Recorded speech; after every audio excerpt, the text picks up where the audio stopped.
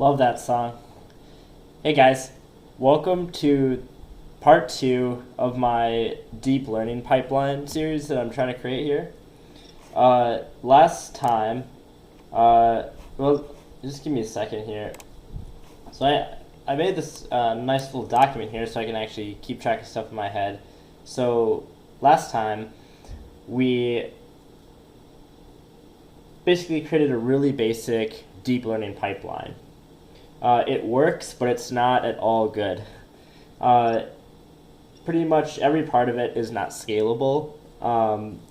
The data gathering isn't scalable for whatever reason. It only can get 100 images with our script.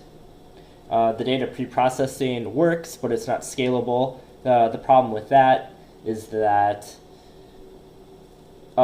it won't. If we have thousands of images, it won't be able to hold all of those images in memory. So that's another problem we'll need to solve.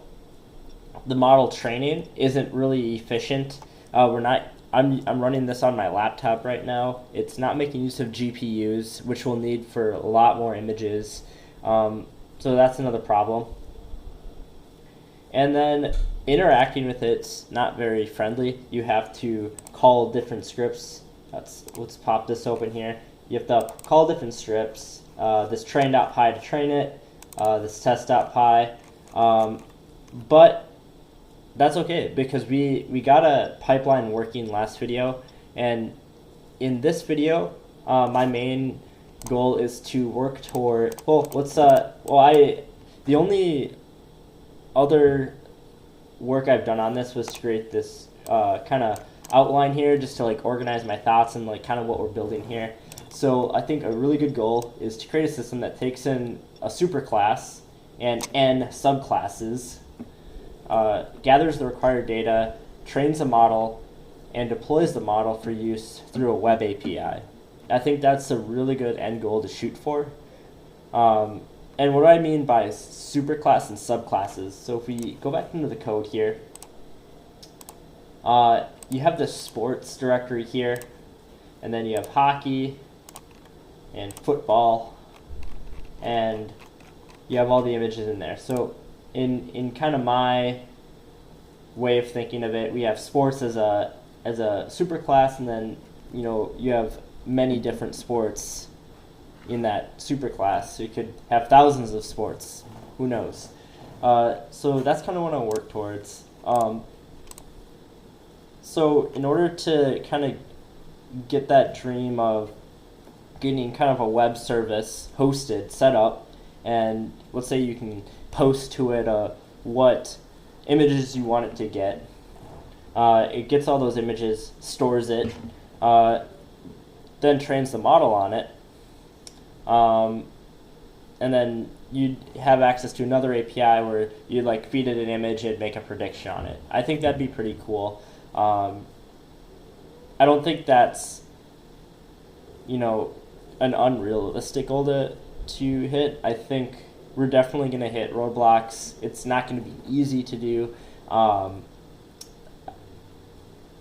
think the biggest things that'll get me are just things that I don't know. But I have a pretty good idea on how to approach this problem. I was thinking of using Flask, and then for deployments using Docker. I'm sure that someone out there has set up like a TensorFlow environment or a Keras environment to use GPUs and Docker. So I'm hoping I haven't looked, by the way, but I'm guessing someone would have done that. So I'm hoping I can find a good Docker base image, like a Linux base image. They have CUDA installed. CUDA is like I don't really know how to explain it, but it gives access to use the training on the GPU. CUDA zone. Parallel computing platform and application programming interface. Model created by NVIDIA. Yeah. So basically allows us to train TensorFlow on a GPU, which is orders of magnitude much more efficient than training it on my laptop CPU. So essentially, we have a Docker image, and that Docker image will be able to be deployed on AWS, any web server, DigitalOcean, and then be able to, and any web server with GPUs, it'll be able to train there. This is actually an interesting problem to solve maybe with microservices, which I've never done before, where you'd have like all your training on one service using a GPU, then you'd have your model or your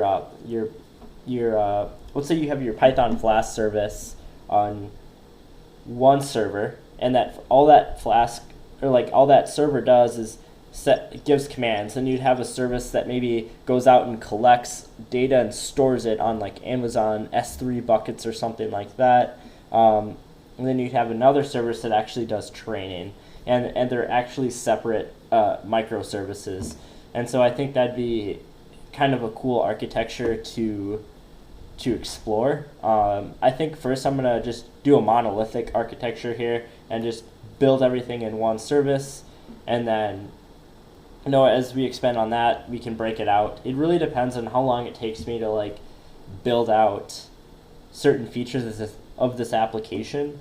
So that's like the high level what I'm trying to achieve. It'd be really cool to have a web service where you just give it like name, like go back to Google, you just type in like maybe you give it an array of kind of just searches that you would search on images, like these are your subclasses. You'd like send the API, you want a thing called sports, and here are the things you should search for on Google Images that represent sports. The web service then goes out, efficiently collects that data, stores it, then kicks off a process to go train that model for the user. Then it trains the model, saves the model, and then the user can hit an endpoint to, like, let's say they post an image to the API endpoint, then it runs a prediction on that, returns them the result of that prediction. That's what I'm envisioning here. Very simple. I mean, I'm not going to build it off the bat with user management, session management. I'm not going to build like a web GUI interface. Like that's getting pretty crazy. I mean, potentially we'll see where it's at. We could be sitting here for months or weeks, or maybe it'd be pretty quick.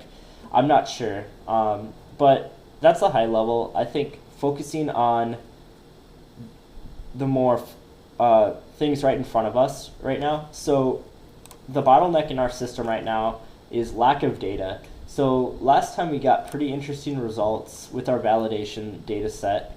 We only have about 100 images of each in the sports, and in these sports we have football and hockey. I think we have about 99 images, in there each, 99 to 100. We're training it, and we've gotten like pretty interesting validation results. We've got an 80% validation accuracy, which is very interesting considering that there's only 100 images each. But I think we can do much better. And one thing to keep in mind, the validation set was extremely small. I think 10%. I think we split it for like 10%, and that's only 10 images. So out of 10, we were getting 8 right, which is good. But I think we can do a lot better. We'll get a lot more images, and we'll see if this thing actually works. I'm pretty sure it's working. It works at the smallest scale right now. Let's give it a ton more images and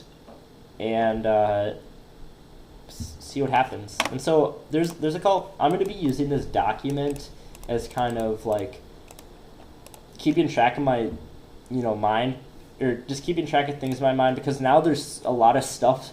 This is what I usually do in projects. There's a lot of stuff flowing around now, and so now we have ideas, but let's get them down and kind of use this as our command center here. So tonight, what I'm going to be working on. So I mean, we gotta cut off the video at some point. Like if it's like 3 a.m.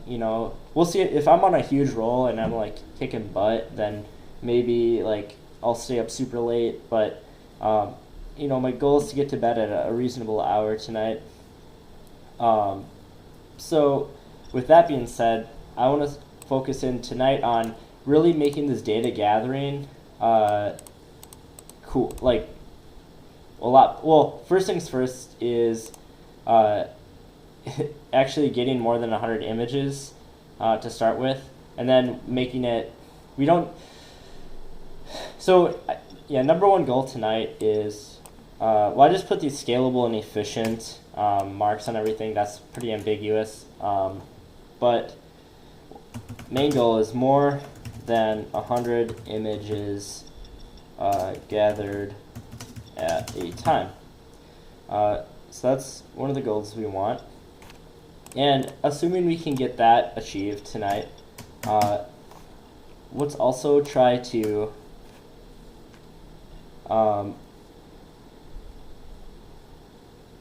build data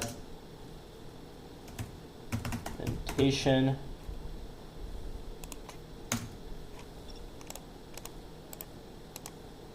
into pipeline.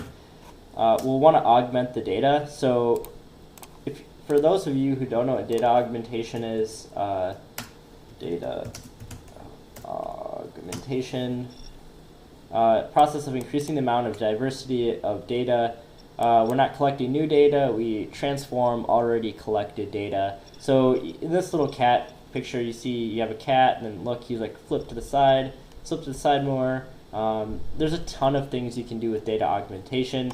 I'm not a data augmentation expert, but you can flip it, you turn it upside down. A cat's still a cat if it's upside down. It's just an upside down cat, and so so it should predict the same thing. So that's kind of what I mean. So you can actually create a ton more data with no actual more data, and so that's what we're going to be trying tonight as well. That's like what I'm trying to get to. Well, the first things first is let's try to get more than 100 images. Then we'll build this into the pipeline. Another key that we'll need to build into the data processing pipeline is memory efficiency. One of the big problems right now with this data pre-processing pipeline, if we go to that function, let's go to train, and we have this pre-processed data. So the problem is it stores it all in memory, and that's going to be an issue if we have thousands of images. We're not going to be able to store thousands of images in our RAM unless we have just a lot of RAM, which we don't. Definitely not on my laptop. And I don't want to pay for a terabyte of RAM. I don't even know if that's possible. But we'll run into scalability issues there where you can't just hold everything in RAM. So how to solve that problem is Python generators. Essentially, when the model trains, Keras has a thing called, we'll get in more of this down the road. Data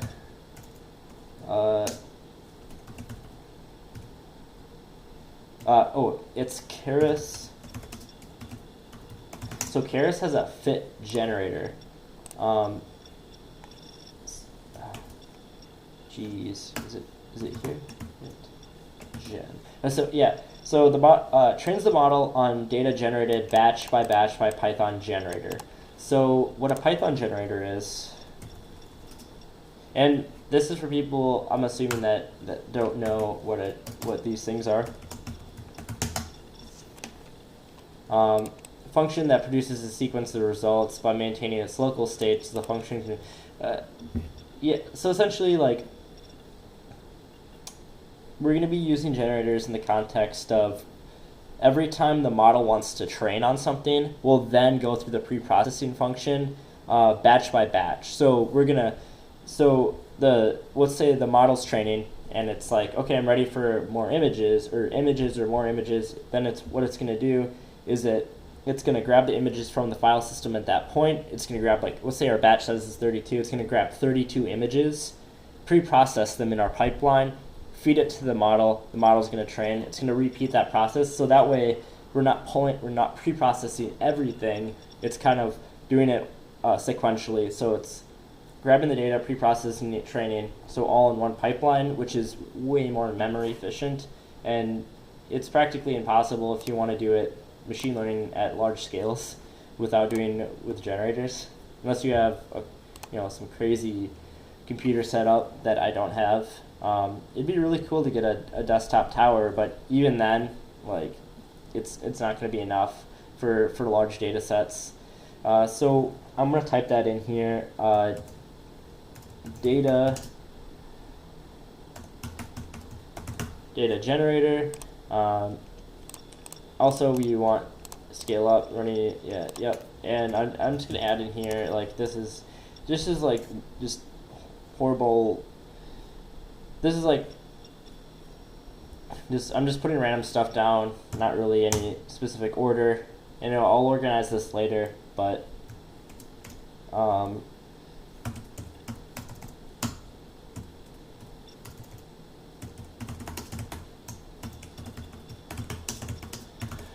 alright, so implement fit generator for Keras. So this data generator and this fit generator kind of are the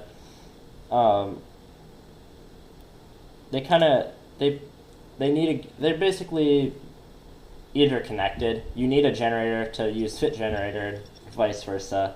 But yeah, so right now the main goal tonight, we'll see how far we get, is data gathering. Let's try to figure out how to get more than 100 images gathered at a time.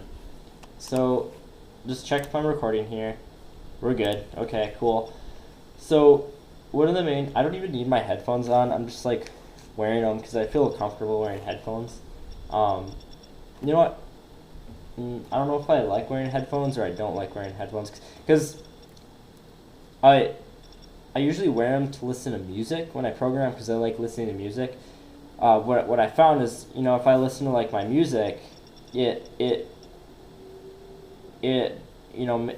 makes it so my videos aren't monetizable.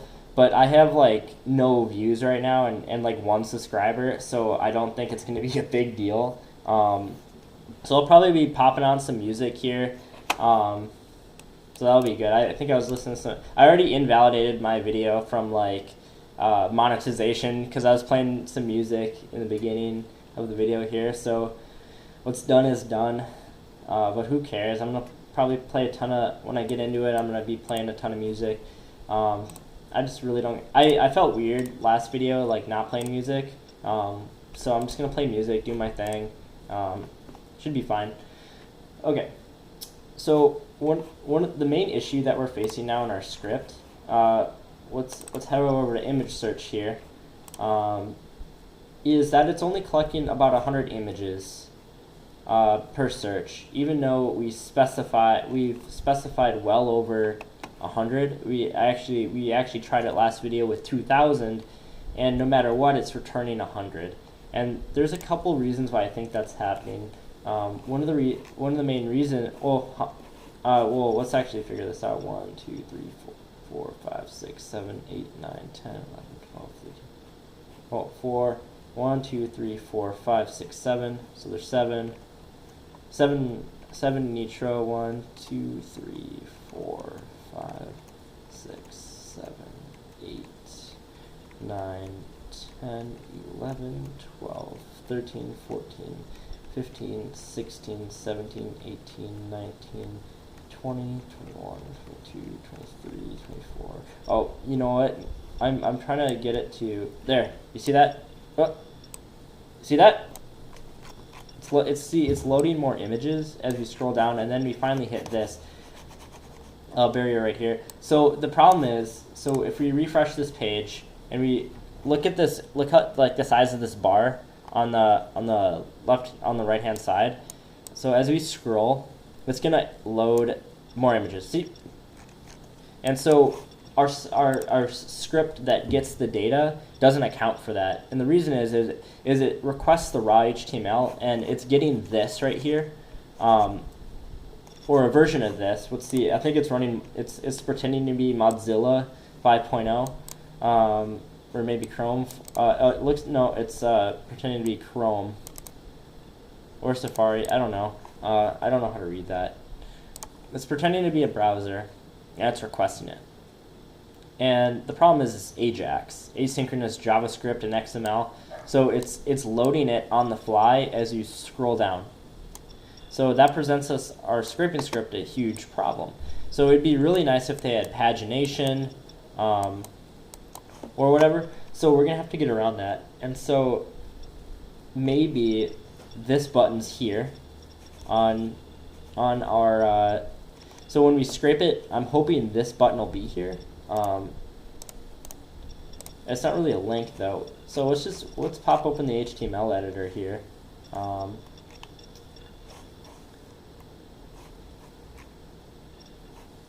Alright, so if you want to analyze, so let's just start analyzing this thing. And then we'll go to our Python code and see what the deal is.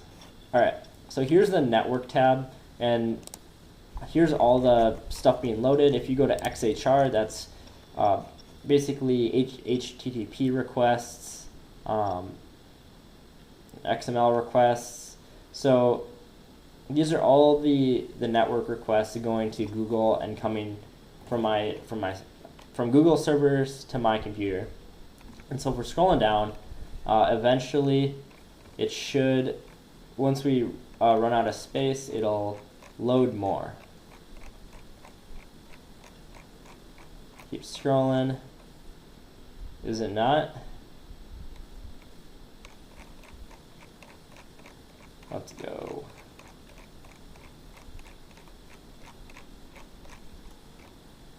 Ah, it did it. But it didn't pop up here, did it? That's goofy. Why is that not happening? I was expecting it to pop up there. Oh, maybe it's not an XHR request. Well, there's definitely network activity. So here, let's just do an old refresh here.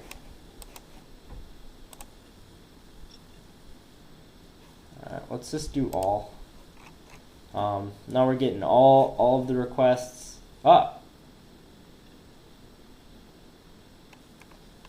So there's the requests. So I guess it's not counted as an XHR request. Alright, so let's check it out. Request URL, encrypted.tbngstatic.com, okay.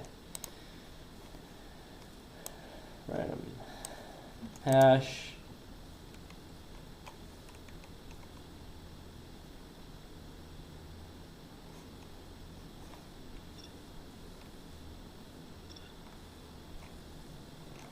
Alright, so it looks like on mobile, it's lazy loading each image at a time. So I think that's a little bit different of how it would load on desktop. So let's so how we can do that is we have this iPhone here. We'll just expand it a lot bigger. Let's minimize that. Let's refresh again. Oh no, warning. Using this console may allow attackers to impersonate you and steal your information. Oh shoot. Oh, we're good. We're good. Uh-oh. Alert.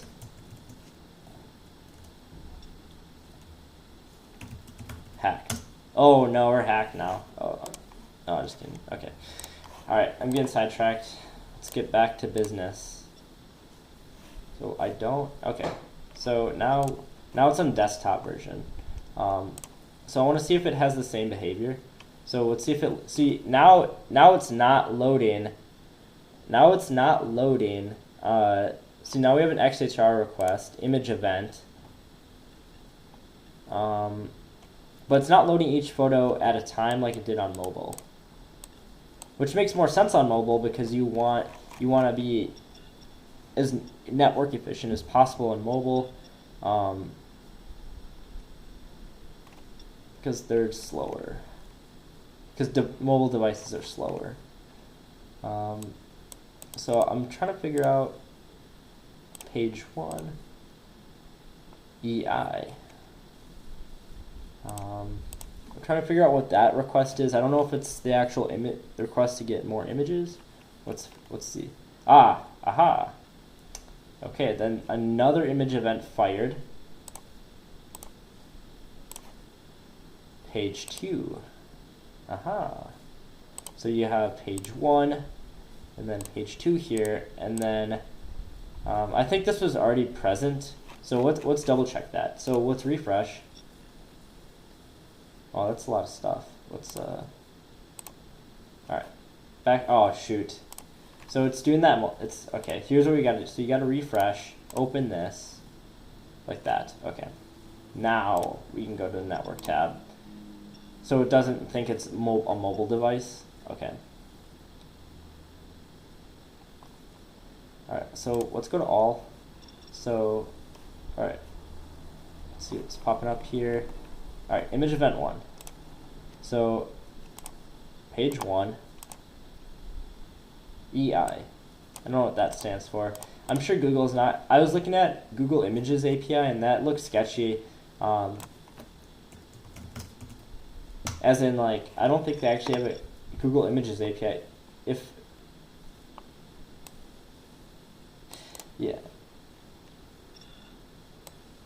Like if Google had a Google Images API, the first thing that would pop up isn't sirpoppy.com. And like, ooh, Google Images search PyPy. Ooh, updated recently. How does this work? Oh, your API key, your project.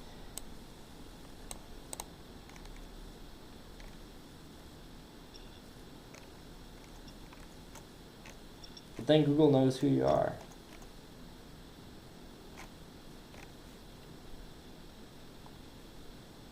Google Images search. Maybe if we can't get this, I wanted to do scraping because scraping's pretty cool. But if we can't get the scraping working the way we want it, let's we can try. Well, we can get access to the Google API for that. But I think we can figure out how to scrape this. All right. There's.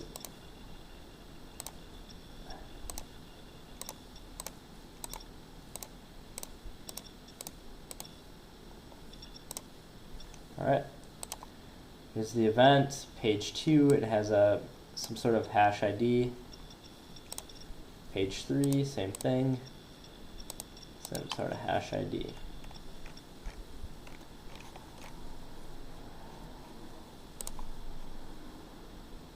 See where it's posting their request.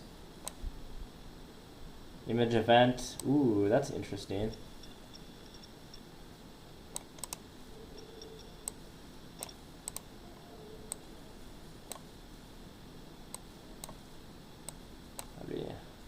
Can I move this one out? Okay. So we got here. So it has an image event, random hash. That could present a problem. So analyzing this request, so it's calling google.com / image event, and here's the query parameter, which is EI, which is a random hash. That has to be generated on the client side somehow. It has a thing called IACT equals MS.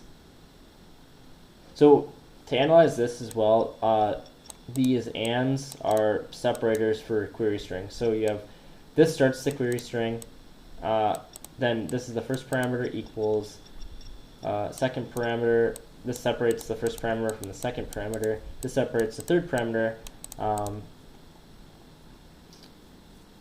So here, scroll, you have 1908. Page equals 3. Start equals 40.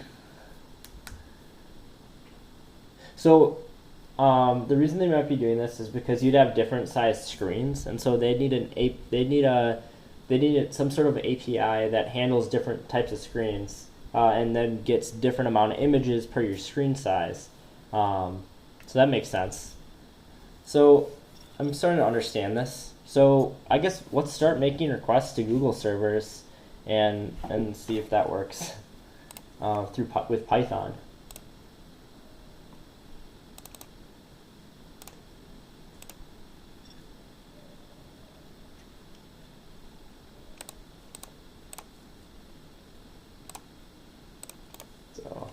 create a new file called test.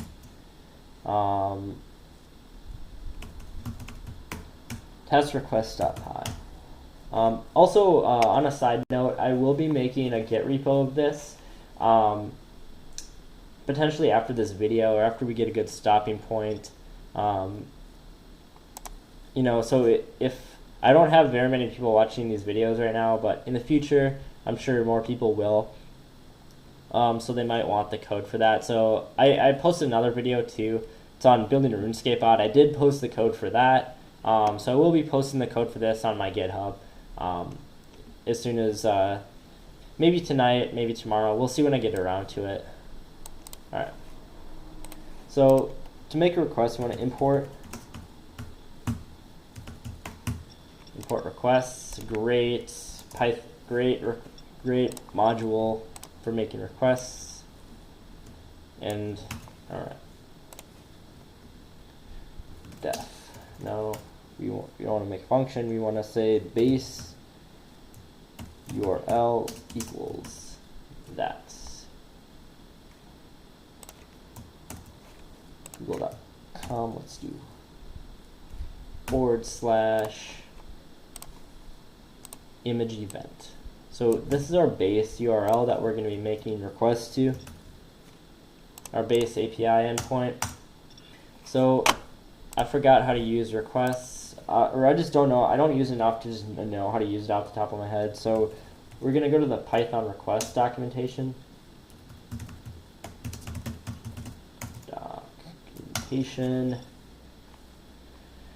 Oh, which one was it? This looks like the official. No. Is it this one? I think. Yeah, this is the one. Okay. So it's really easy. Like, this is super awesome. User guide, community guide. Where's like the make a request? Here we go. It's probably a post request. No, because yeah, we're not sending JSON, but it is a post request. All right, so request.post, you can pass in JSON data if you want. In this instance, we don't need to pass in JSON data because we're using query parameters. Oops, they have a single quote and I have a double quote.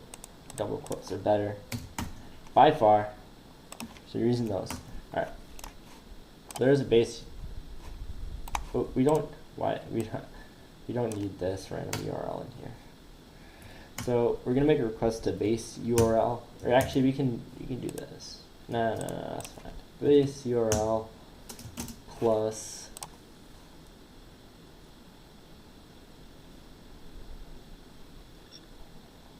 oh yeah, we need to analyze.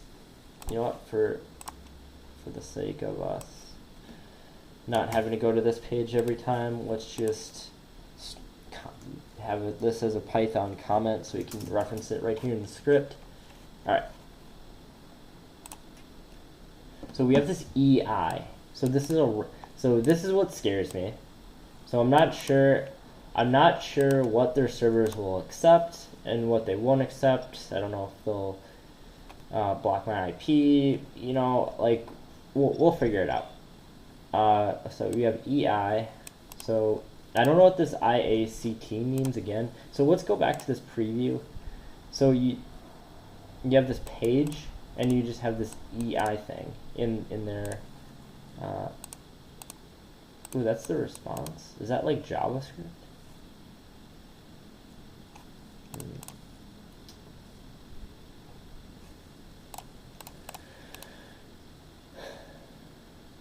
So, oh no, that is the response. Never mind. Is the preview the response in here? I can't remember. Thought it, yeah, yeah. The preview is like what's coming at you. So headers should request headers path. Okay. Oh, does it need to be over HTTPS too?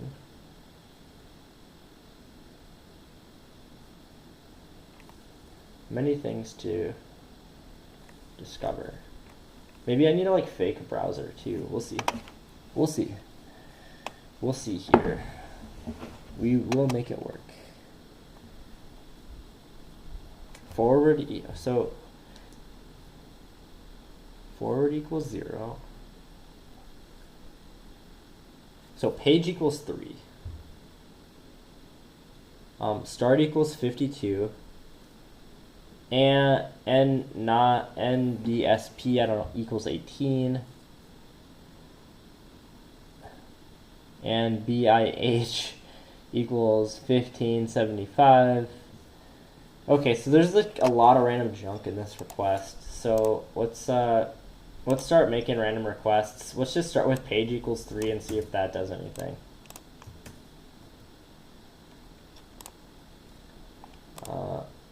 Why? Oh wait, that's silly of me. I'm always doing these videos and I'm really tired. Okay, base URL. So we're hitting that. We should actually put another slash on that so it actually succeeds. And r.txt. I remember that with requests. So we actually need don't want a slash. We want a query parameter here. So this question mark is saying these are our query parameters and page equals 3. Actually, here's a better way to do it. Params equals, and then we'll just put all of our parameters in here. Page equals 3. And then we'll just, pop it in here instead of having to edit it down here. Params. See if this does anything. ls. Oops. Messed up. ls. We want to go into Python 3 image search.py. No, that's not the one we want to run. We want to run test request.py. Alright, that's an error. Is an inappropriate URL. That's all we know. It's an inappropriate URL. Ooh, method not allowed. Ooh.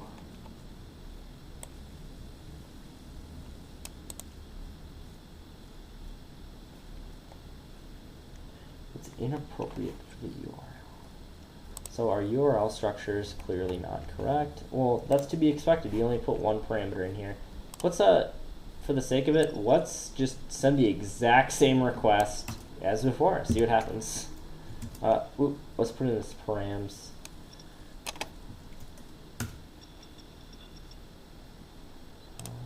Do we have a, yeah. So let's just make this request and see what happens. Aha, that's an error. Inappropriate for the URL. That's all we know. Alright.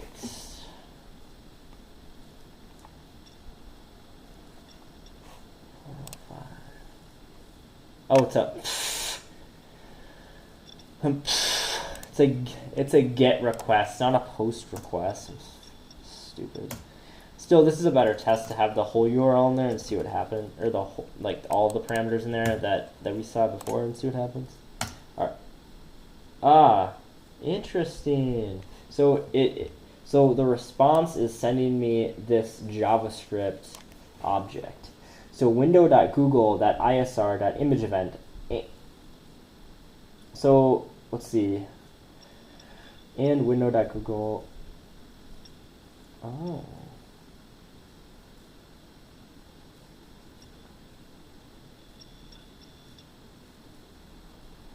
Interesting. I don't know what that means. So let's go back here and let's analyze these requests again. So it is sending this back. So this is what the response is. So it's giving us this weird string and a ID, and it looks like this string now is different. So we passed it the page 2 or page equals 3. And then it's returning this page 3 and then this EI with a random string from their server. So let's try to figure out what that is. and then if it has any significance in actually requesting these images. Oh, let me go back to this network tab. Let's go to all. Let's just refresh. Oh, we'll have the refresh here. Inspect, network. All right, now we're on all, yep. All right, here's the images coming in. So the request URL is encrypted.tbh0gstatic.com, TBN with more random stuff going on. Okay.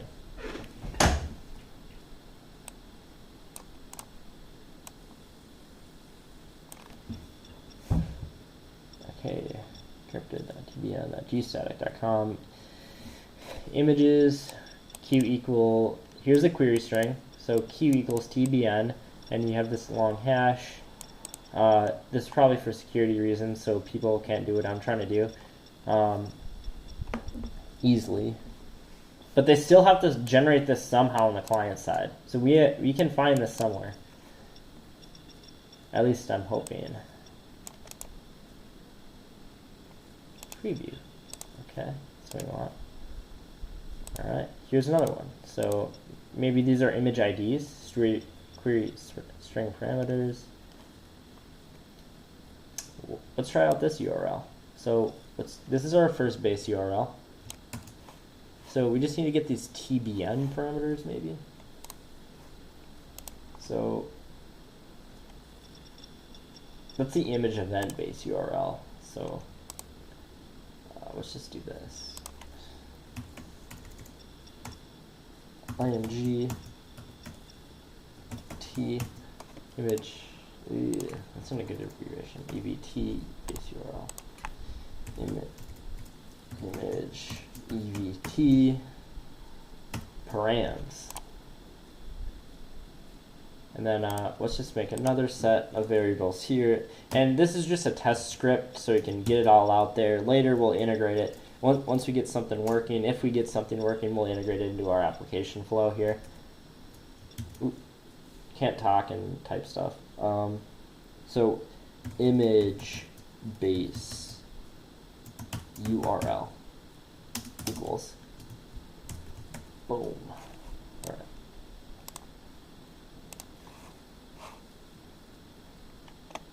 All right, we again encrypted tbngstatic.com / images image params.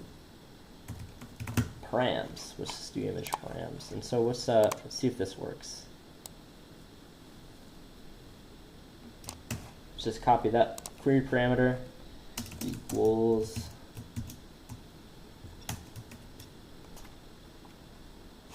ooh, did we do that right? Q equals, oh, Q equals. That is a lowercase q. Yep. All right. And then instead of, is it still a GET request? Yep. Here's a GET request. All right. All right.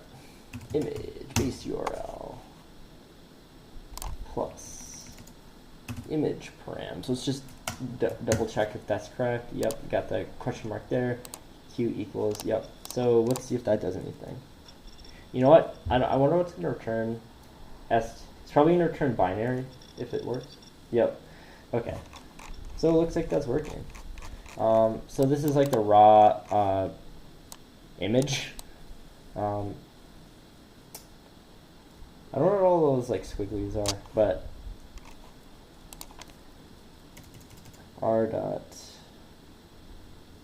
is it, yeah, r dot, I'm trying to, I think requests has a, in the response you can maybe, serialize it or something. Oh, bytes, oh,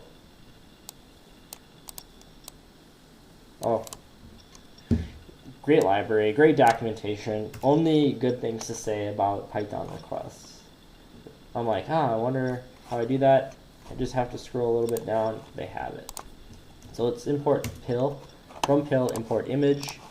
It looks like we're pretty much redesigning our whole interface for getting the images, which is cool, you know. All right.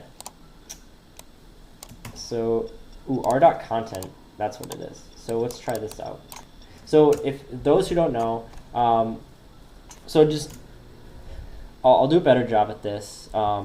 These are my first couple of YouTube videos, but if you're definitely getting, if you find yourself trying to follow along and getting stuck, please leave a comment, because I'm not the best at commentating what I'm doing, because maybe I'll get lost in what I'm doing, but I'll try to explain what I'm doing, slow down, explain what I'm doing.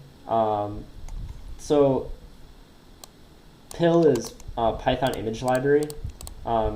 It's a library for manipulating pictures really well. And I/O is input-output. So bytes I/O is like a Python wrapper object for bytes. So what they have here is so we're wrapping this R content, which is because we're just outputting the raw text, so the content should be bytes data. So we're taking this bytes data and we're making a Python object out of it, which can manipulate the bytes through the API. And then out of those bytes, we're saying, hey, image library, open those bytes and create an image object. And then this image object will have many different attributes. So let's see if, so let's try it out. Let's just print image. It'll print an image class if it succeeds, or it'll throw an error. We'll see. Clear. All right, so yeah, looks like it got it. So it has this image. So one thing we can do with PIL, Python image library, is, I know this, is you can save the image. So image.save. I believe you can. JPEG image plugin. So it looks like it's a JPEG. So see if that works. Boom. Did it do it? Ah. Hey, it worked. So there we go. So that code seems to work. So what we've succeeded at so far is we have this image base URL that we got from just looking in the browser at these requests. So here's the base URL, and then it queries images, and then it gets this string ID. So that seems to be consistent. So as long as if we can find these string IDs, I'm hoping that we can just store a list of those and then go get them later with our Python script. So now the goal is, how do we determine what these QTBN random hash strings are on the client side? Let's start by inspecting the HTML here.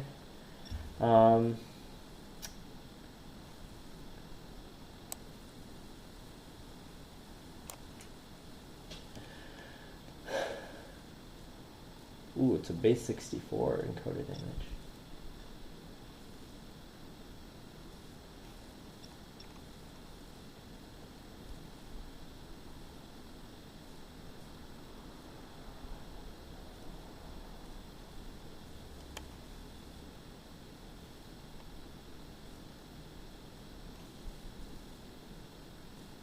That's the image URL.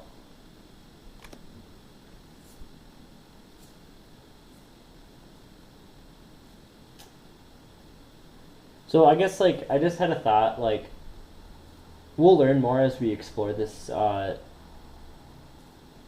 this code, but I guess we have two competing ways of getting images. Maybe we can somehow make them synergistic. Is we're scraping this image URL, and we're in our original script right here, image search is getting the raw HTML code and extracting this RG meta. So let's actually look at that and see what we got going on here. Oh, jeez. Ah. Is there only one RG meta? Oh, okay, so that's actually really interesting. Let's see it. Ooh. No. I had a thought, but I was wrong. So not worth explaining. So it looks like it. So let's look back at our script, our other script here. So for A, in find all div class rg meta. So it's in this OU and ITY attribute maybe.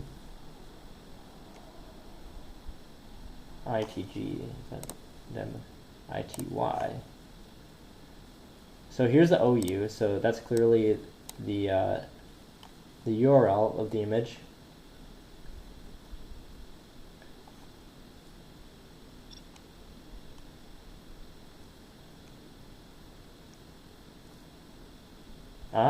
The TU. Then you have this in, So here's the other thing that we try to do here.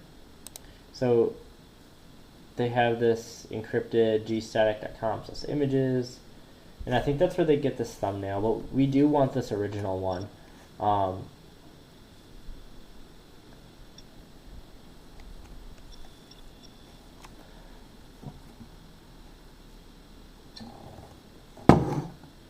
Alright. So I think our same script will work. We just gotta get it to somehow request the new page still. So I think, so then it comes back to this strange image event base, this image event. So like, how does this tie in? So does this somehow know how to get the rest of the images? And so we gotta find that. We gotta solve that mystery. Is how does it know what images to render as you scroll down?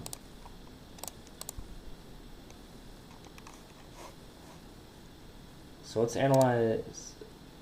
Nope. Image event. Here, these weird image events.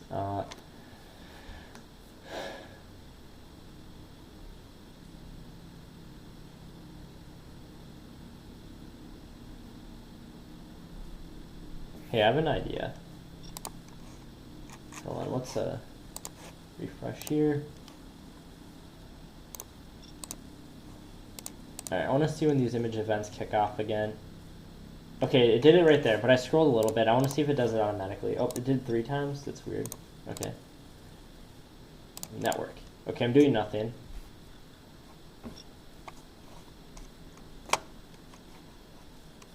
I scrolled 1. Okay, then it popped off.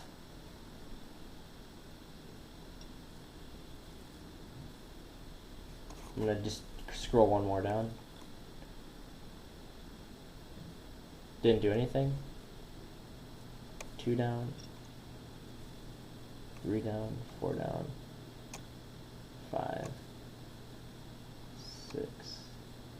7. 8. 9. 10. 11.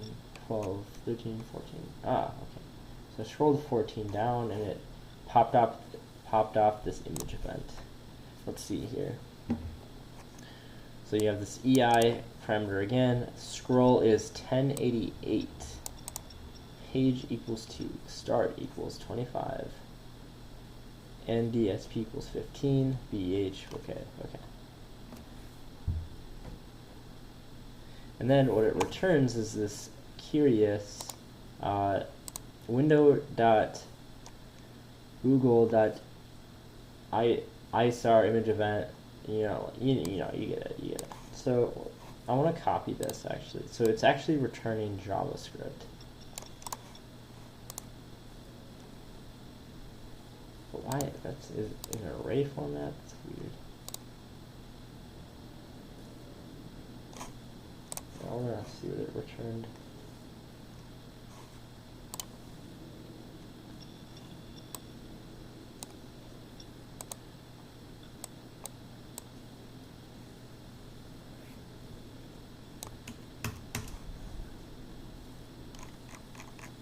I'm just gonna, refresh it like this. Just want to paste this in there. Oh, it's undefined. Okay. Not doing anything.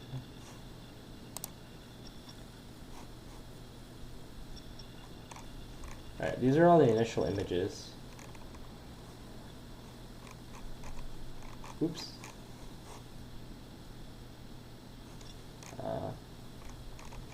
Uh-huh.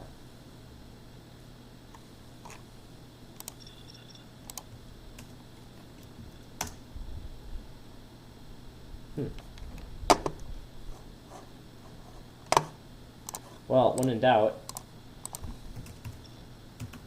see if anyone else is running the same problems as us. Scrape Google Images, 2019. So here's that original GIS that I went to, that we got working in the first video. Yeah, so like look, all these guys have the same problems that we fixed. Cleaned up version here. Oh man, I should have scrolled down. If I scrolled down, it would have saved us a little bit of time. Oh well. So it looks like it's the same like code. I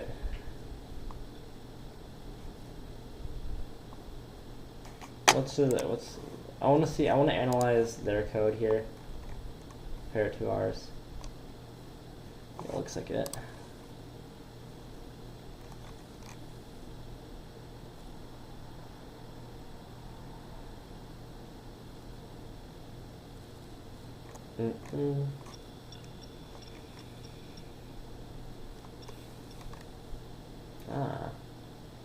Yes. Yes. Aaron Sherwood. Oh, baby.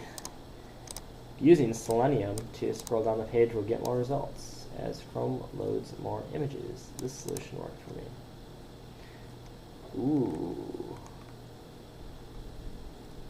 So using Python 2.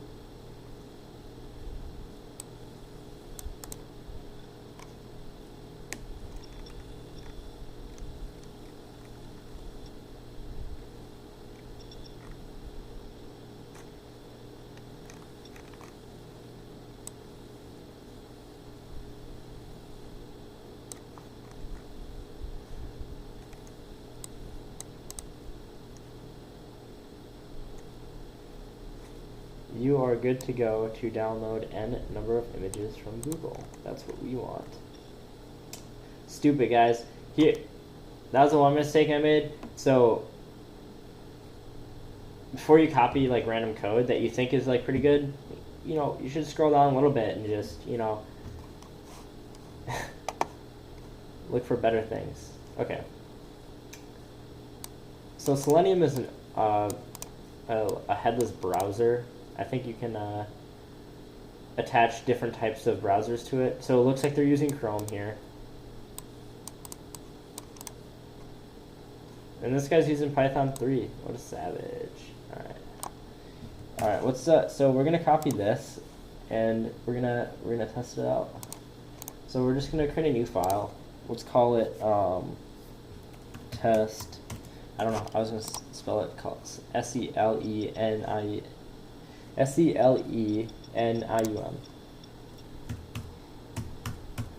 SELEI, I can't spell, guys, sorry. SELENIUM. SELENIUM .py. Paste her in there. We're gonna definitely not have certain things installed. I'm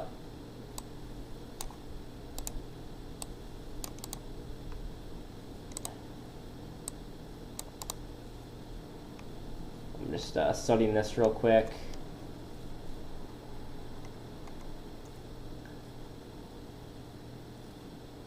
Where is it downloading the images? Ah, browser execute script. So this is why Selenium is pretty cool, because you can actually execute JavaScript. That's awesome. Scroll by 10,000? Jeez. I don't know if that's like a lot, actually. So maybe this could be our parameter. Oh, for range in 5,000. So it's 10,000 times 500. So that's how many times you scroll whatever 10,000 is. Maybe that's pixels. That's actually sweet. Counter, suck counter.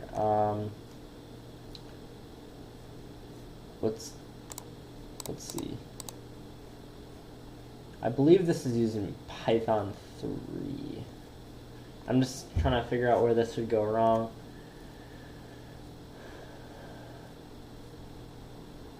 Okay. Much better than the first guy's script. Wasted a ton of time. But that's okay.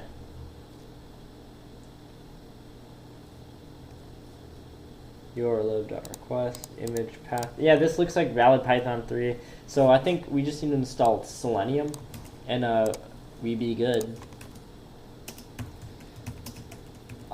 When I used Selenium before, you needed like an executable as well with it. Ooh. 3.4 plus. I'm running like Python 3.6 something.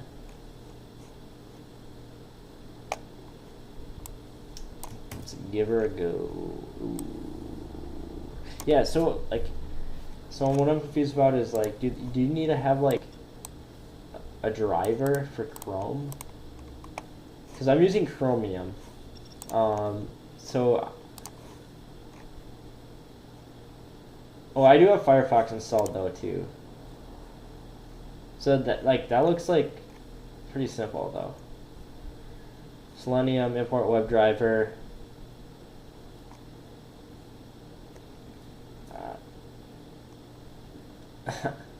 That's actually really cool that you can like. Selenium's freaking awesome. Why haven't I used this before? Okay.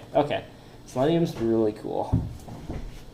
Assuming I can get it to work here. Just looking at the documentation looks awesome because you can execute whatever JavaScript you want on the screen. So you can like have it click maybe a tab or like click this thing. I don't know. All the JavaScript. So you can like automate a ton of stuff.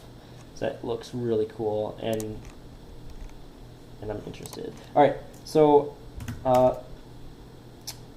let's give her an install. So we want. So depending on what system you're using, you want to run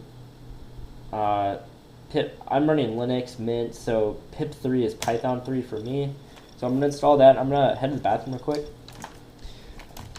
Well, that installed quick. Be right back.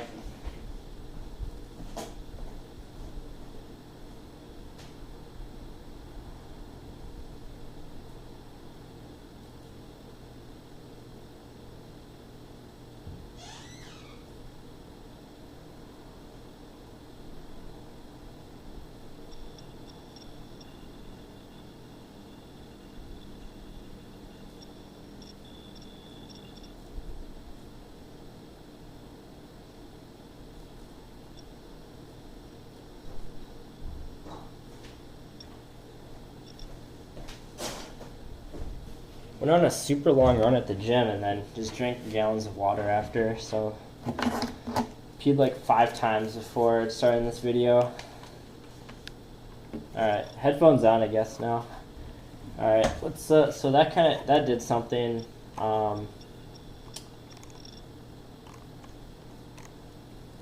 Maybe let's do bananas again.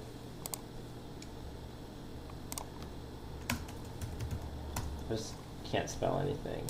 See, I even spelled bananas wrong. Let's just do search term bananas in the runner. See what happens.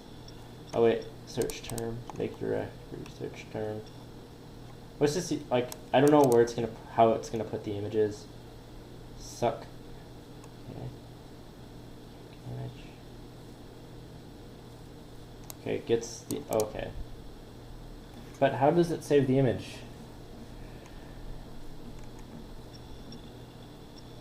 Well, let's just like run it and then figure stuff out. Python 3 test. I have like 3 test files. Test. Oh my. Test. Jeez. Selenium. Yes. Chrome diver executable needs a path. That's what I thought. Okay.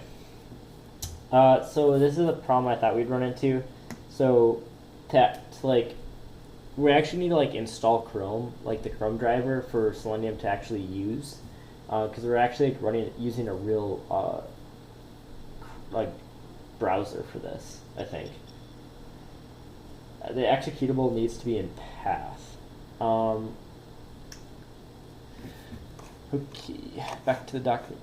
So browser equals webdriver.chrome. So maybe we can specify, like, download the driver and specify a path. Maybe they'll have how to do that in this. Where are the... Oh. I thought I had Selenium up, I guess.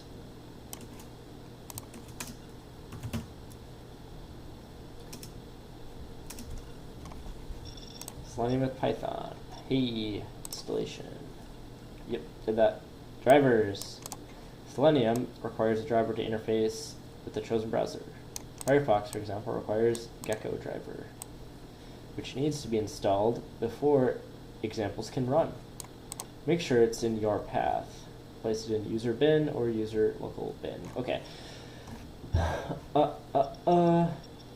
Failure. Yep, that's what we got. Should we just go with the Firefox driver? Or the Chrome browser? So let's try her out.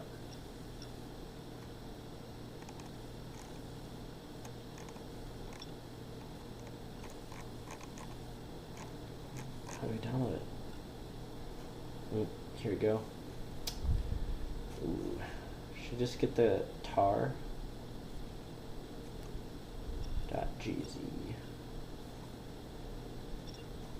Which one?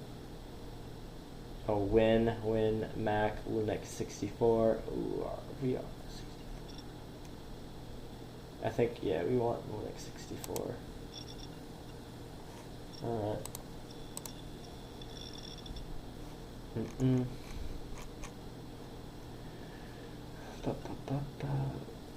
That's Node. Gecko driver. Don't clear up my downloads. Gecko driver. Here we go. Let's move that to our home. Where did it say to move it? The user bin. Shoot.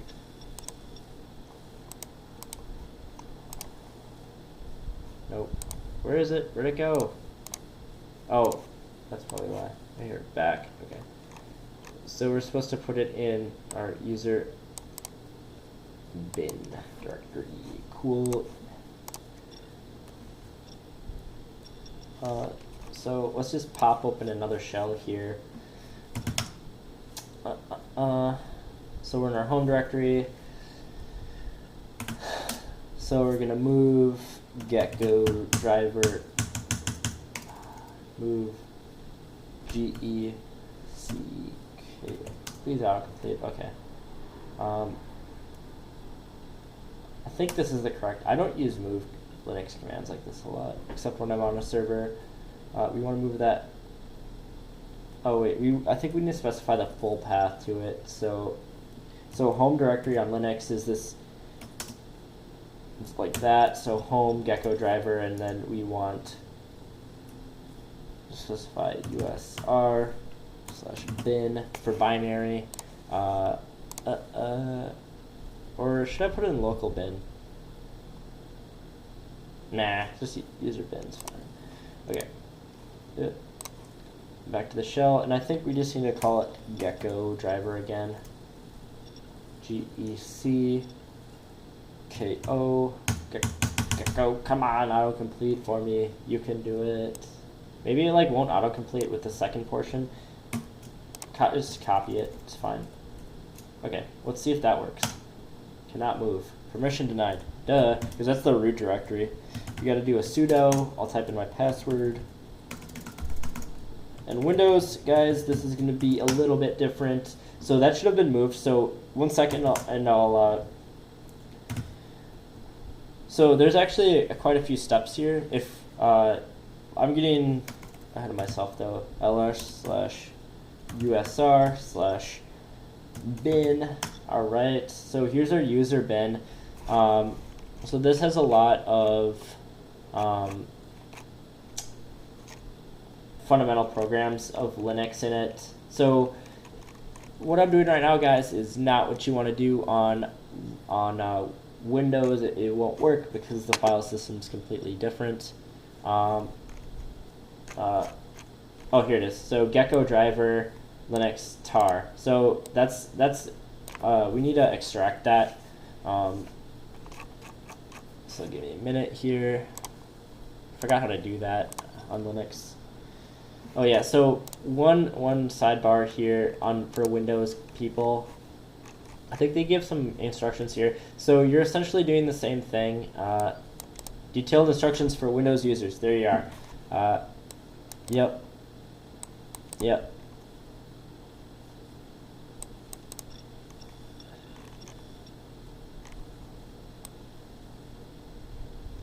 Is this for like Java people? I don't know.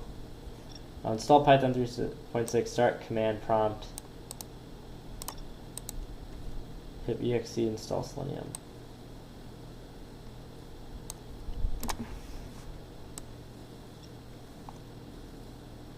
Oh, gotcha. So yeah, so basically on Windows, you're saying, hey Python, my selenium script. I don't know what they're doing. I'm not a huge Windows user, but for Windows people, this is detailed instructions for Windows to get Selenium up and running. What I'll be doing later probably is I'll be moving Selenium, the driver, inside of a Docker container, and so you could just install that image if you want. So I think that'll be the way to do it. I'm just installing it on my local machine right now, but later on I'll create a Docker image for that, so that should work. Okay. Moving on, we need to extract stuff. Linux extract tar. How to extract tar files? Aha. If your tar file is compressed using a gzip compressor, use this command to uncompress it. Let's do that.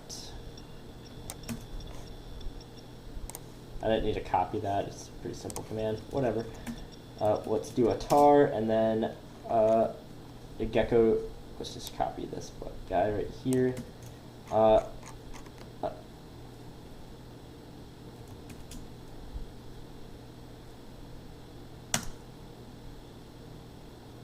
Ooh, what does that mean? Okay. Let's try to get in. Okay. Old option G requires an argument. Try tar-help. Let's do that. I have not used this command very frequently. Ooh. Compression options. Device. Wait, did they have another argument in there and I just didn't pay attention? X.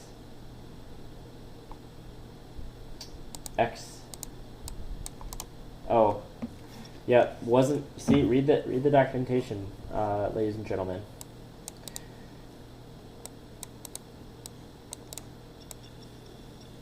Alright. I'll compress the file, yep. Alright, let's, so, not pay attention there. Classic. Okay.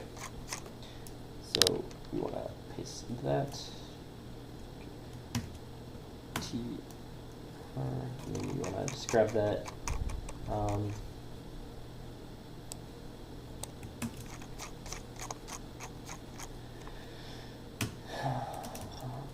Boom. Maybe that'll do it. Okay. Can't find it? Oh, that's because, okay. Silly. Okay. That's because I'm in my home directory. Of course it won't work. So we're gonna ls slash, or no, we don't want to ls, we want to cd slash usr slash bin. Now we're in the correct directory. Oh, permission issues. Classic. Sudo. Hey, did something. Gecko driver. Yay.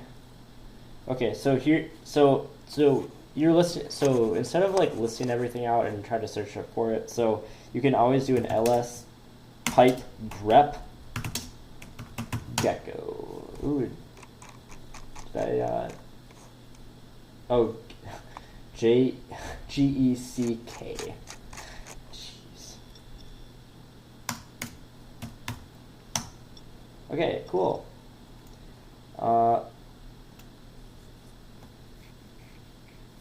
What type of file is that gecko? Is it? It's not a directory, is it?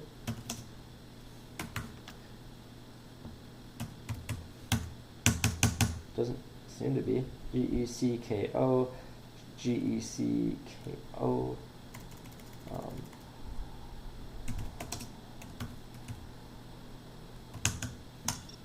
Oh, okay. So that's definitely a binary file. Okay. Okay, so it looks like that's just a raw binary file popped in our US user directory here, which is what we want.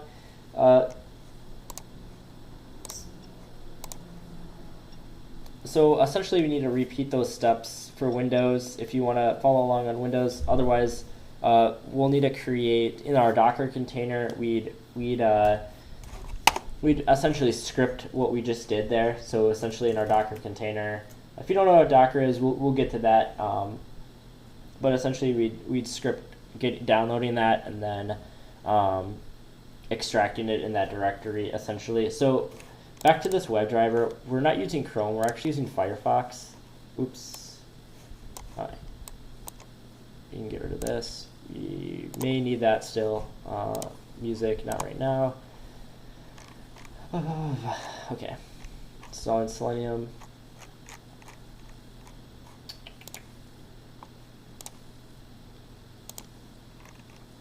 So I'm just trying to figure out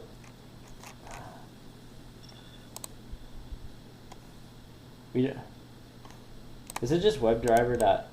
Let's see if it autocompletes. Fire. Oh, it's not autocompleting. Oh, that's I don't have the linting set up. Oh, jeez.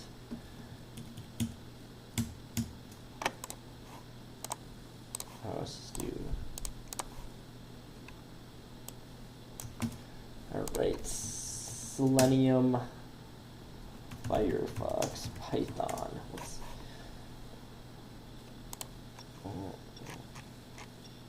Look, that's the same page. Come on.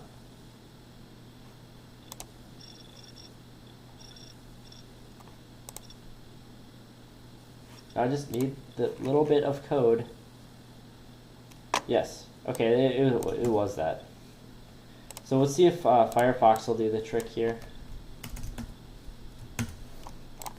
Give her a go. Well, it's doing something. It didn't immediately throw an error. Hey! Oh, we don't want that though. Whoa! Ooh! That's fucking awesome. Excuse my language. Bananas? You got bananas? You got the directory bananas. I don't...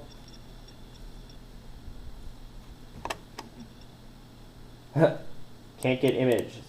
0 pictures successfully downloaded. Okay. Okay.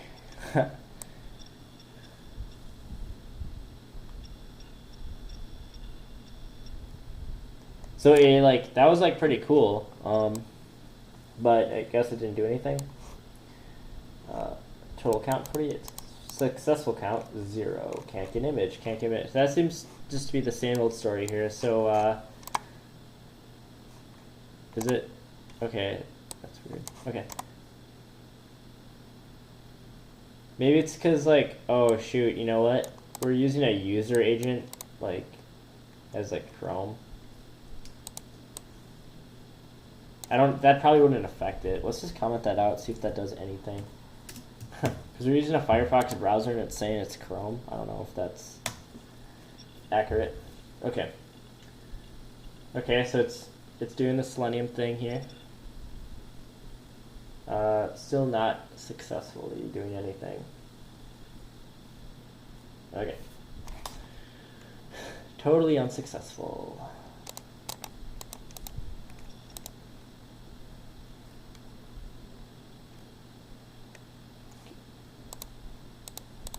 Okay. Let's peer into this error here. It could be a number of things. This is like another one of those excepts here that I was talking about in the first video that just says can't get image, and we don't know, you know, why it can't get the image. It could be a number of things. They're not even printing out the error, which is unfortunate. So we're gonna accept the base error exception. Ooh. As E, and we're just gonna also print out E here, and we're gonna import sys.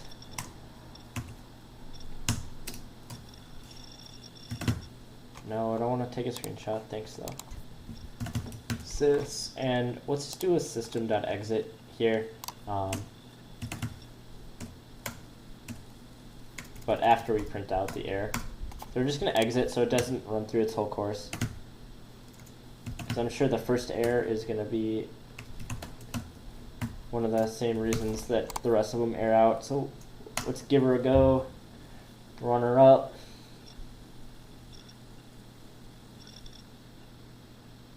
Oh, looks like the browser is still open. That's pretty cool though. You just have like this browser like that. Okay. Aha, okay. So the actual reason it's not working is module URL lib has no attribute request. So it's the same issue we ran into in the first script here. So we're just going to do that. Or similar to the first issue.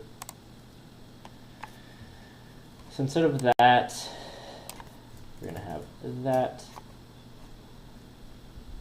So it has no attribute request, but it should have an attribute request because we're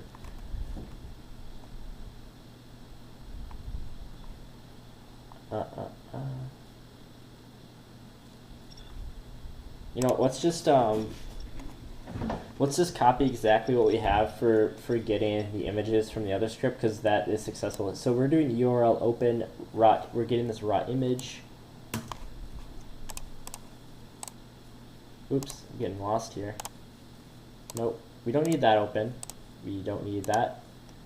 We really don't need that. We don't need that. Okay, we just need these two.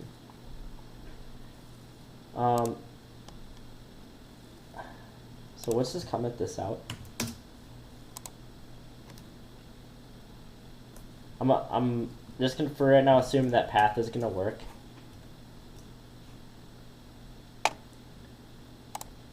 This image.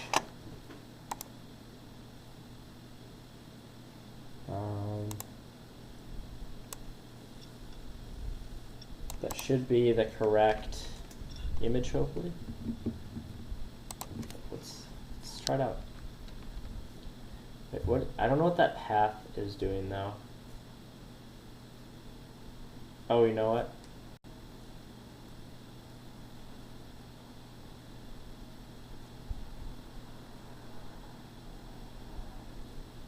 Yeah, that should work. Let's try it. Do we even need this path? That's what I'm confused about. Let's just pop in the rest of the script here. Actually,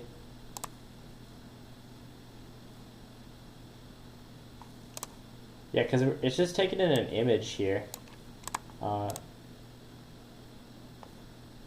it gives us a type 2 as well. Oh, how does it get the image type? Oh, so it has image type, so it's just right here. Okay. So maybe this same logic will work.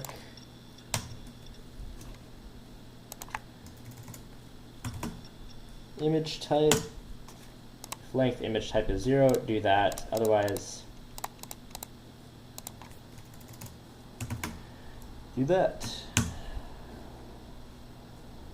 Save directory. We don't have a save directory defined here. So that's gonna fail.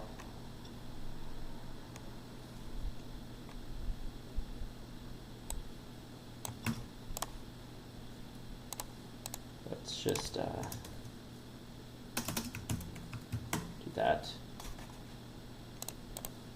Oh wait.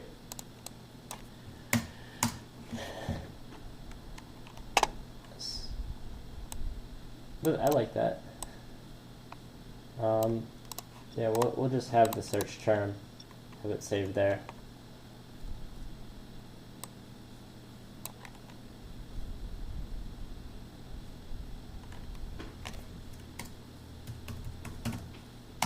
Search term.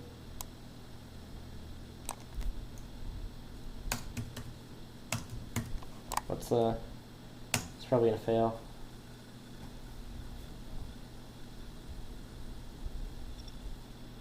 Okay. I is not defined. Oh, classic, because we're not looping through anything. Oh yeah, it's fundamentally different.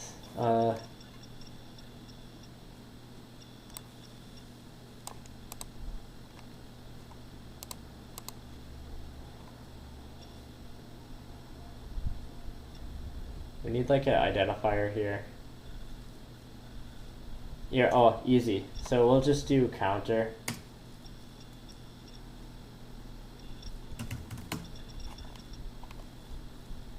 I don't know what this counter is actually counting.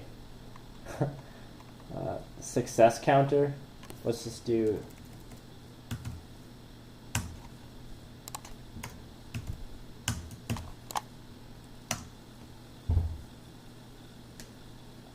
Alright, here's selenium. And I think there's a way to turn off like this. Ooh. So successful count is increasing. That is very good. Oh. That is not good.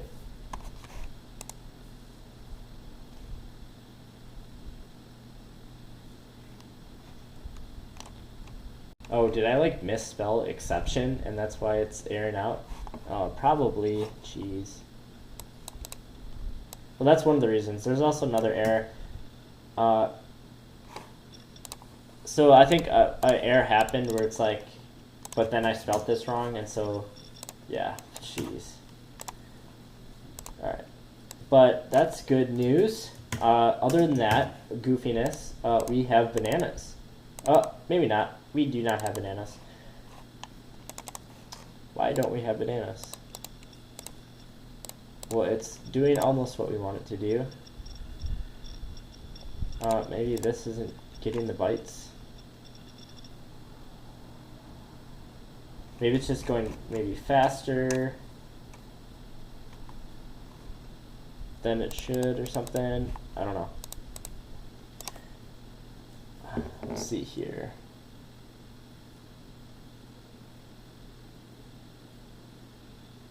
What was the deal over here?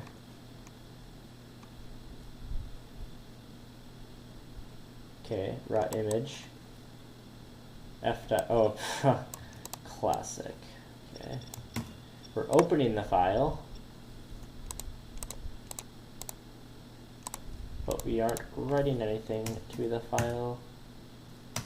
We should probably close it. Yes. Also, in sidebar in Python or any programming language, if you open a file, you probably want to close it too. Okay. Okay, so we're gonna delete all the bananas because we weren't writing anything, and so now hopefully the script will run through because this error happened. It's an HTTP error. It's like, hey, you can't go there. It's like, okay, cool.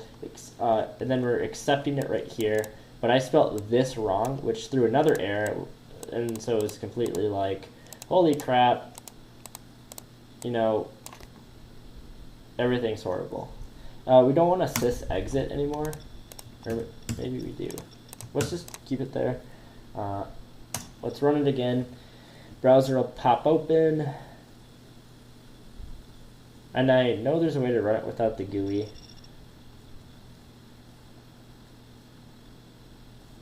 Cool. So it got 17 images successfully. Yes, it did.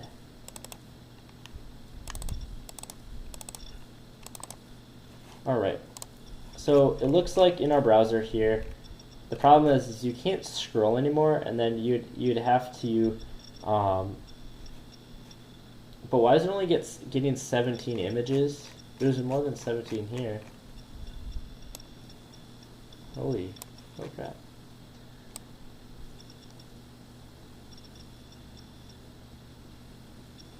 Okay.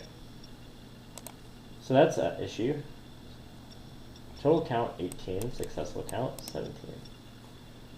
Alright, let's debug why that's happening. I do believe Selenium's going to be a better piece of technology for what we're trying to achieve. I'm just like not super familiar with it.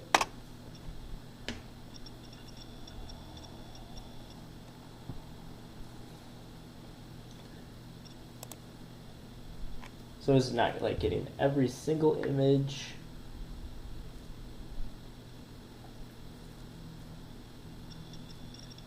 Div contains RG meta.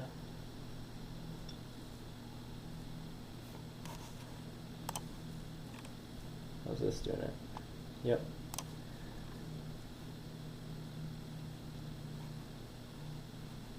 So step in here, count, success count, I guess.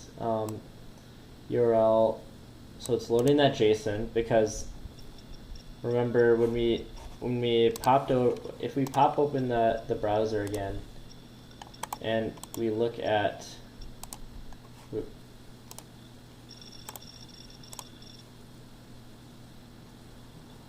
so there should be a div with this ity attribute.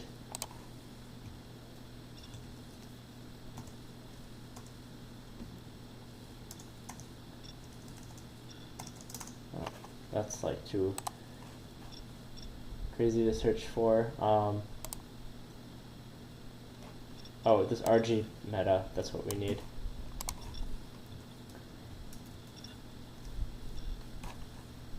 Alright, so it's getting all of these, which has all the metadata for the image. That's what this is grabbing right here. Okay. JSON loads, get attribute. So we're loading in a Python dictionary here. All right, so it's getting these attributes here.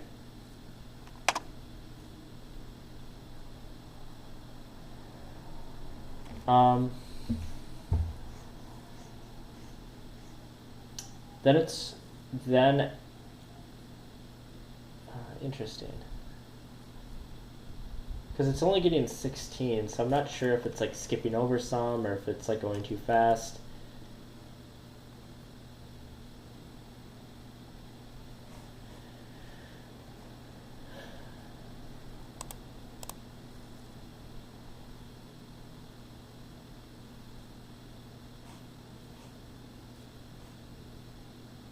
URL.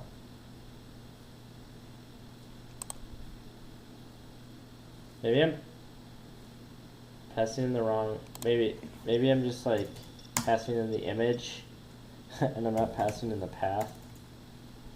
So I'm silly. Maybe that's why. What's that? Delete bananas again? Delete. I guess it's unnecessary, but whatever. So see if it gets more than 17 this time.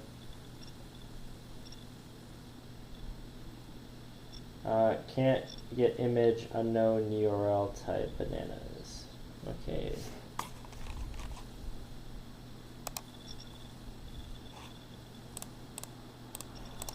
Okay. So I think that was wrong.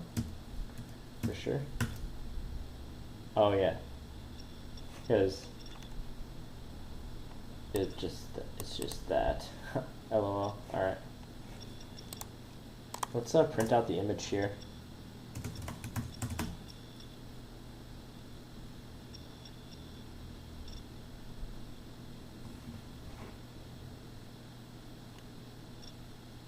That's funny, they're loading the URL, which is what we want.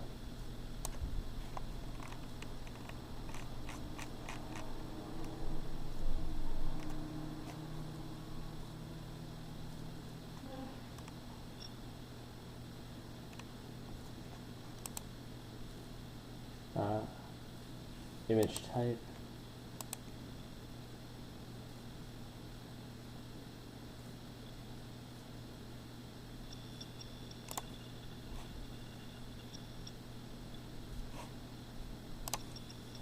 Let's look at this metadata real quick. Yeah, so here's the type that they're getting. And this OU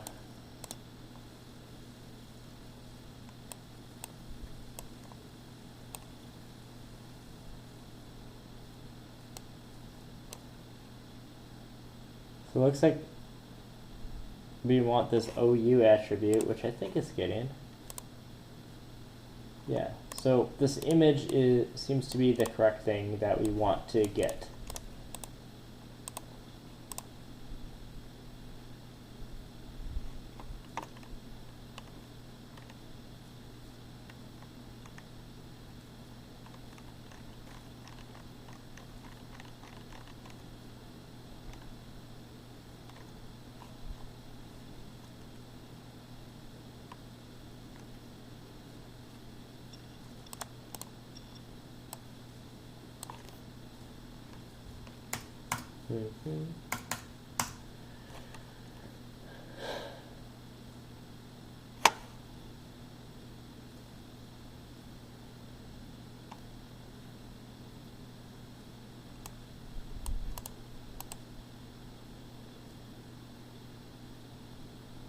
So, let's see.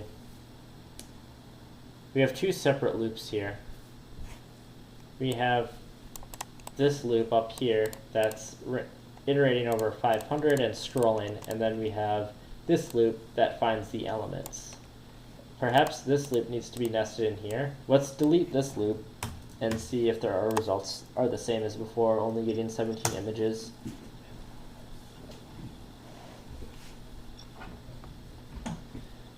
That's not scrolling at all. And it seems to have it has a successful count of more, I guess 20. That's funny. 20, that is funny. Did not plan to say that. Yeah. Oh, no, actually it looks like the same amount of images before. So that is an error. Maybe it's because we copied it wrong from, no, it's, I bet $10, like some guy commented like, hey, you should nest those.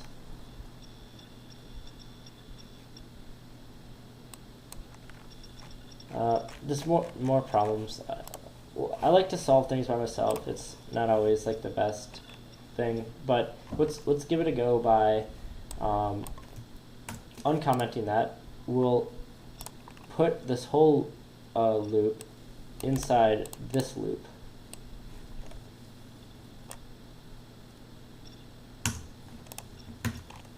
And we'll see what happens.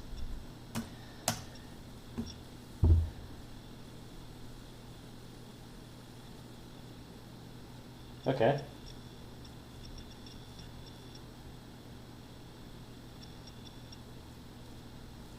So it didn't scroll. It got the same amount of bananas, maybe less it looks, maybe, I don't know. Delete.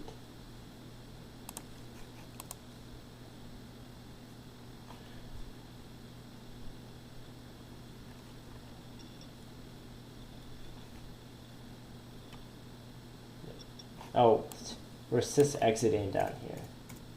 Oh man. Now I'm scared that it was actually working before and then that sys exit was just messing everything up. Maybe they don't need to be nested. Alright, so it's going through. It looks like it scrolled down a little bit.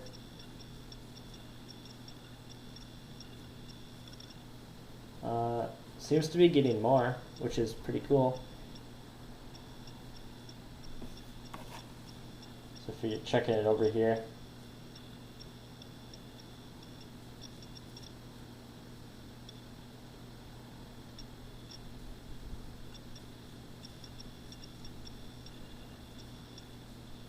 Got 50.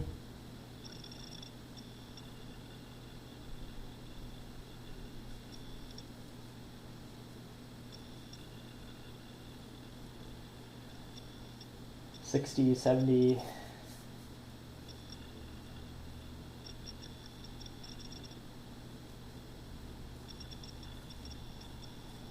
80. Hey, it scrolled again. Neat. Yay! Well, we surpassed our 100. So I definitely surpassed our previous 100 image limit apparently.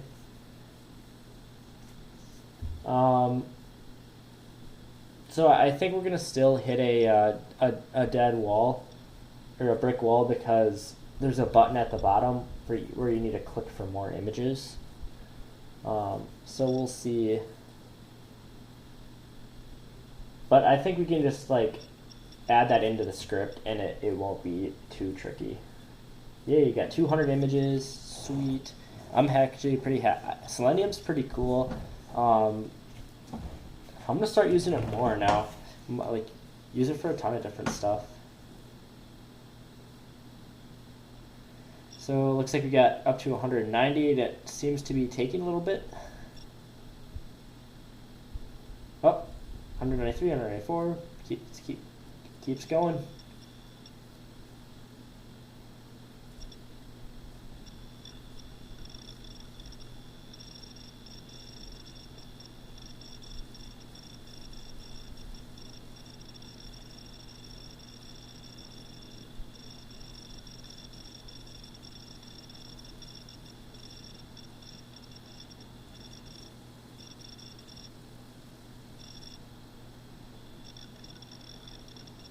$250. So I'm curious just to see when it'll stop, so I'm just going to keep letting it go. I should have enough disk space. If not, then too bad, I guess.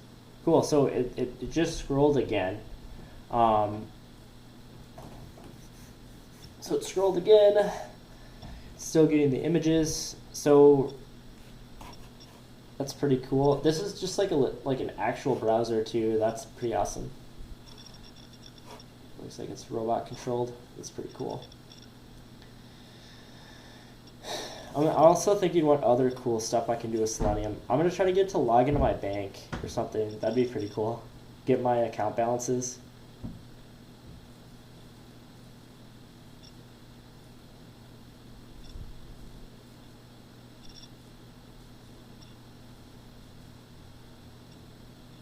Damn, there's a ton of images.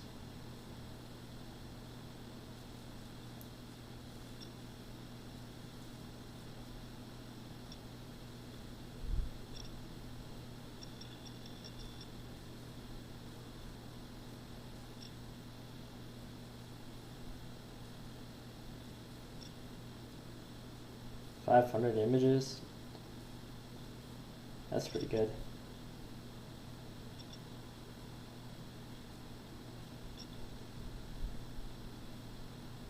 I'm thinking it's nearing the end here. It has to be.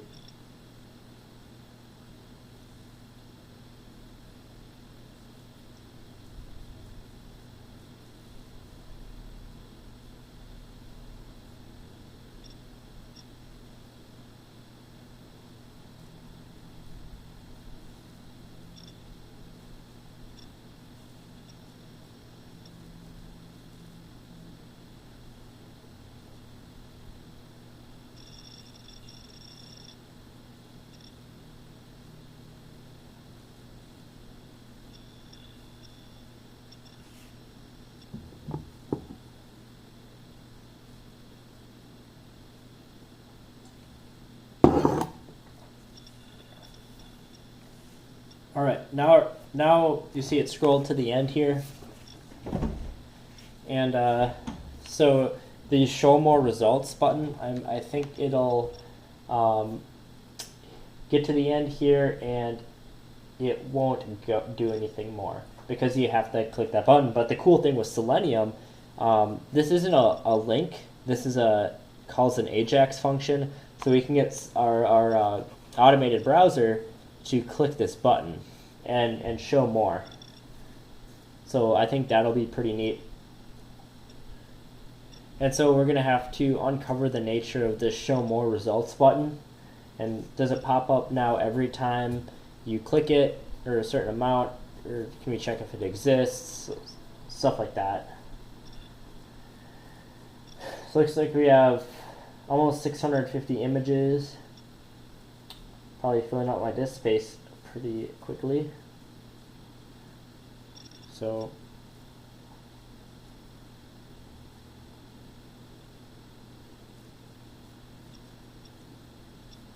this is a video that I'm recording. The last video I recorded was like a gigabyte of memory. That's pretty funny. Alright.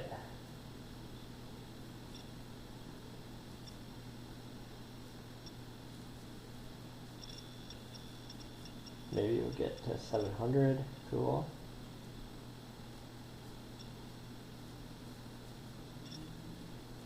Ooh, if we get to 1,000 images, that'd be pretty good.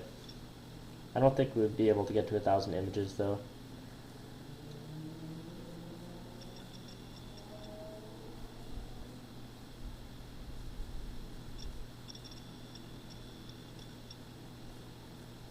Ooh, 800 almost.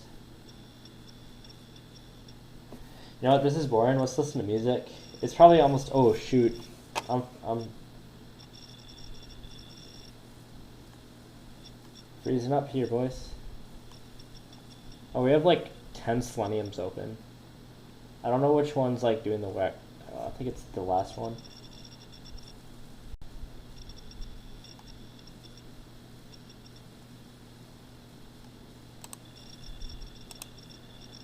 So let's be careful not to close the one that's actually doing the work. Okay. Damn, I'm impressed. We're almost at 1,000 images. Getting kind of slow here.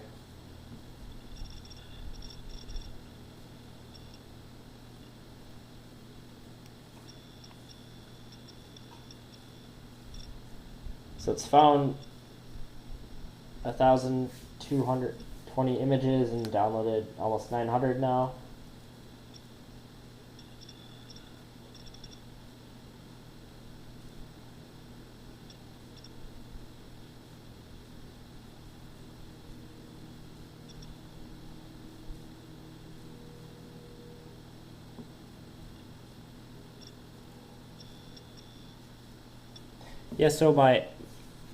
So let's hop on some music here and wait for the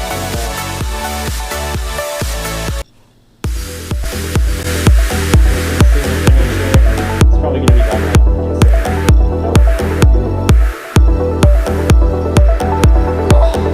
We're gonna hit 1,000 images. I hope so.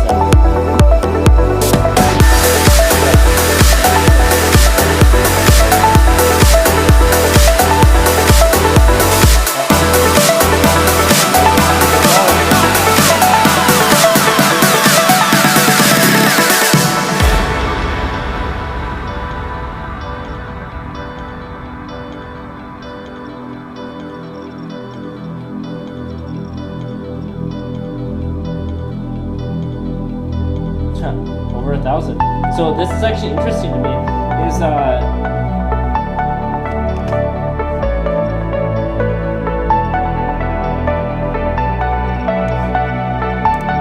I didn't think that this page would have more than 1,000 images on it. It can't. That's 1, 2, 3, 4, 5, 6, 7, 8. Okay. There's 5, 5. 1, 2,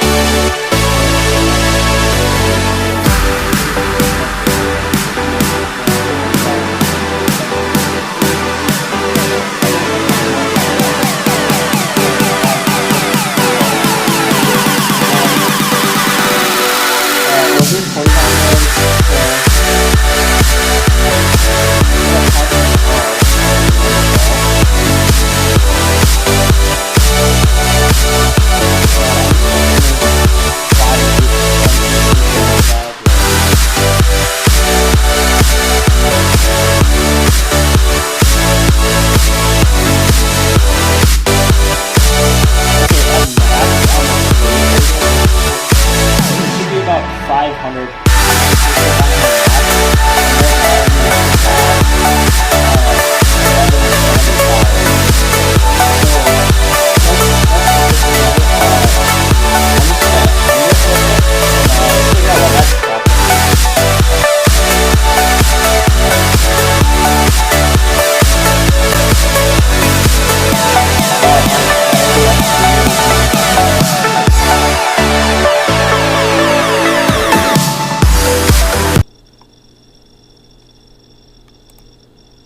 Alright, it looks like my OBS studio is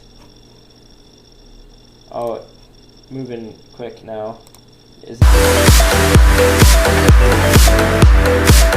yeah, so I apologize during that. So potentially OBS studio is having issues writing to the file system because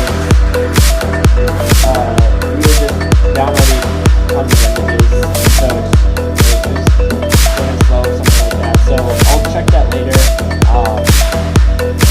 And as for down quality, I'll put like one of those pop-ups on YouTube. They're like, hey, this part's gonna be terrible. We'll figure it out later. Or this part's terrible, skip to this part when I finish downloading. I'm writing down what I couldn't say, but I can't let this be the last page. I held my tongue when you walked away. This time I won't make the same mistake. Don't you know you're... Alright. So we got a good amount of bananas here. It's probably going to be slow opening this directory. Oh, maybe not. So I want to spot check these bananas. Ooh, that does not look like a nice banana.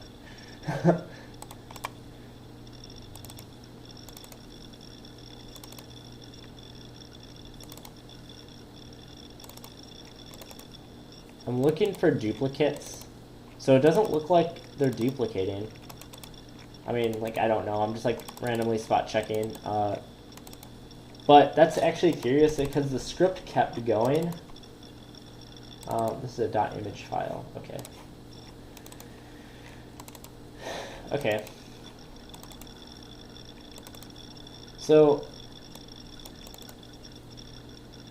it may not be a problem. It could be a good thing. But the script never finished, which is good for, I guess, a couple of reasons. For now, for our sake of wanting to get a ton of images. But we don't know why it didn't stop. So essentially, either the issue or non-issue, the mystery that we're trying to solve is why. So like we saw our scroller scroll down like this, but due to math, we determined that there only should have been about 500 images on here. So let's do the math here. So 1, 2, 3, 4, 5, 6.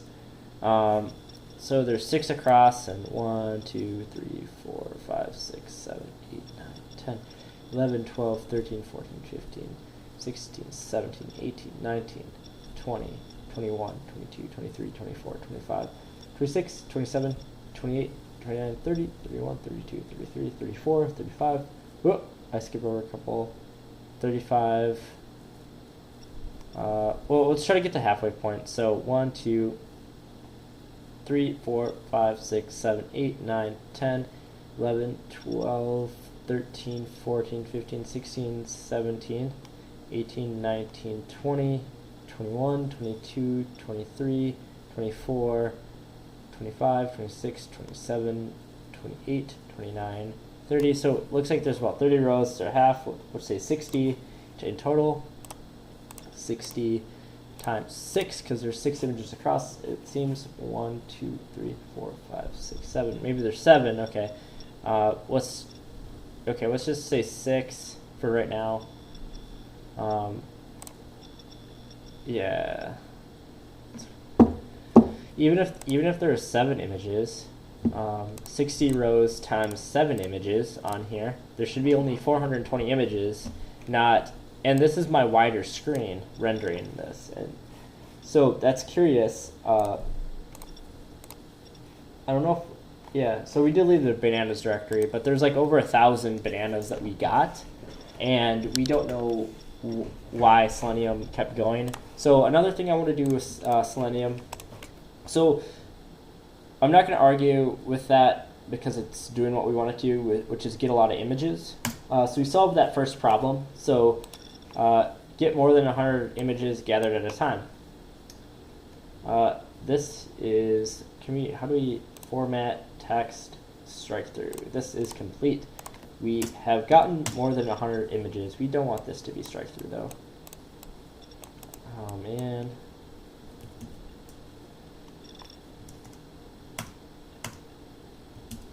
Hate formatting text like this. Maybe just format text. Format. You're formatting? Hey. Okay. Okay. So we got that goal that we set out to get tonight. Okay. One thing I want to do so maybe I should comment here because I got the script working. Look at those comments later. I don't need to do that now. One thing I want to do now is try to run it completely headless without the GUI popping up. Headless.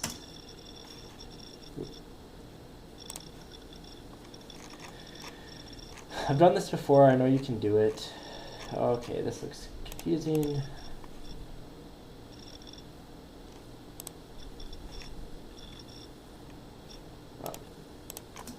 That's Java there.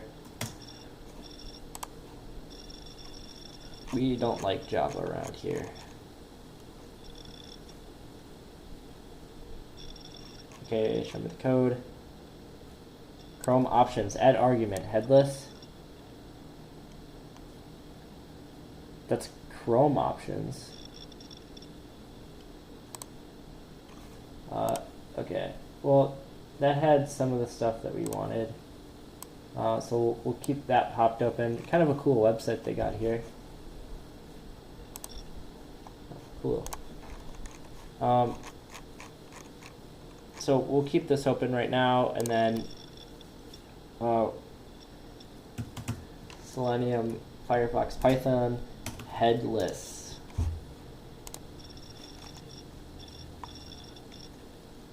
Okay. Import those options, it seems. Alright, I'm doing it again. Read all the documentation. Okay. I think I got what I need. So we copy these 3 lines. Go back to this test Selenium. Just real quick. Oops, we don't want that there.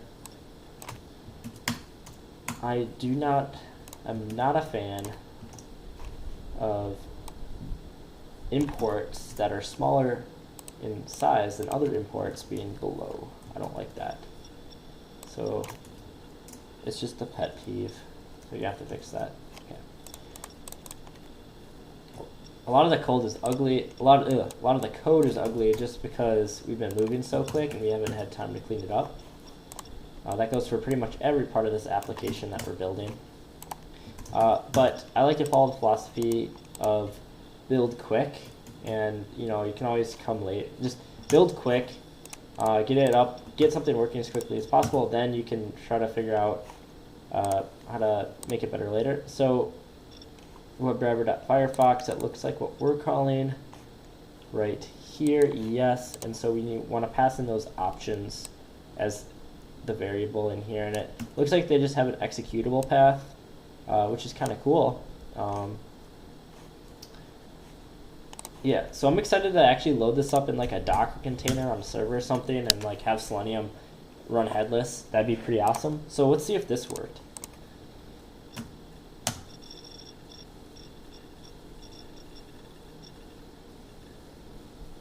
Hey, yeah, didn't open up, let's kill it. So it didn't open up the GUI, which is exactly what we want. Now we can run it headless. Now we can run it on a server, so we can get what we want. Let's do some cleanup. So we achieved our goal for the night. It's about 12:19. I'll give it another hour. I want to do some cleanup. We don't need this test image, I don't think. No.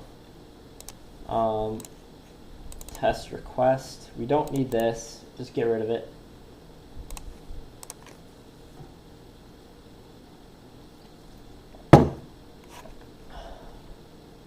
Gecko driver log. I didn't know that was a thing. That is awesome. Now we get a cool log. Cool. Okay. That's good to know. Alright. Test.py. That's our test neural net script. I don't know why this is here. Okay.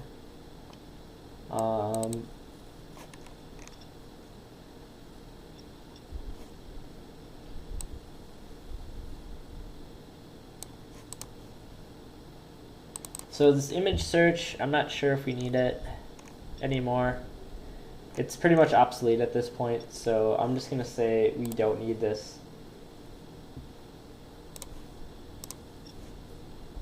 And we don't want to name this test selenium anymore. Let's call it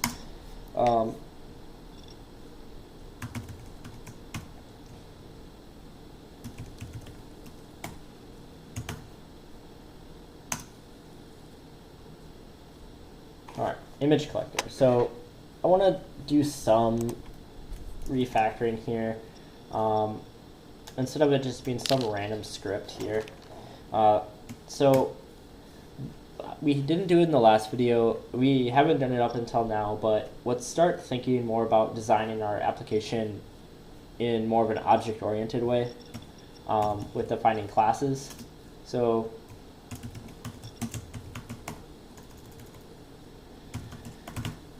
image collector, make a class,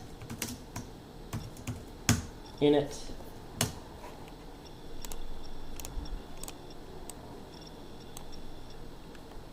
so all these could be init classes. So we want to think about this as running multiple instances of an image collector, so we could run multiple images of Firefox to collect different things, and that's actually what I want to try to do in a little bit, and that's why we want to break this out into a class. One of the reasons, also for better organization. So let's do self.options. If you guys are new to object-oriented programming or new to Python in general, you can think of a class as kind of like an object. It's really an object. You're defining a thing in programming. In this case, we're defining something called image collector, and this is called a dunder method. So it's a function attached to the class, and this specific dunder method is the init method. So this runs whenever the image collector is first made. Assign that to self. Actually, well, we should. So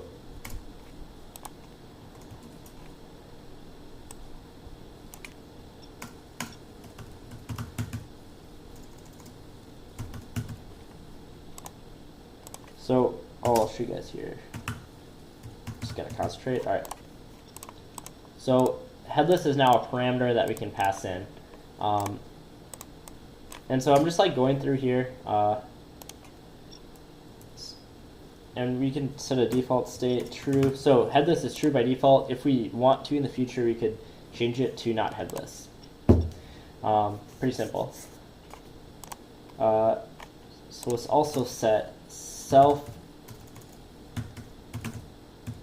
I'm just going to basically rewrite all this code into a class.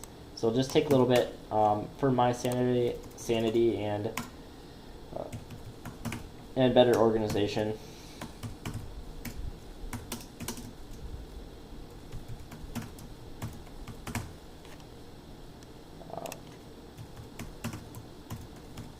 Search term. All right. Ooh, we spelled search wrong. All right. So now we're passing in. So this is a default value, but this is going to be passed in. So we're going to pass in a search term to our image collector, and it's going to go out and do stuff.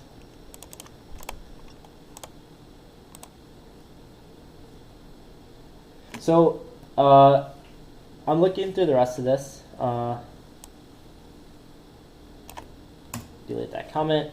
So we have this URL here. For now, we can just leave it.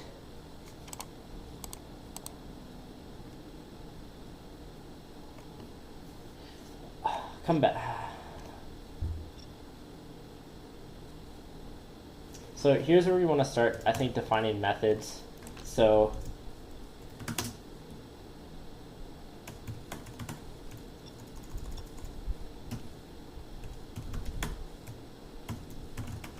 this is going to be like our main function. Well, we can rename stuff later if we don't like it.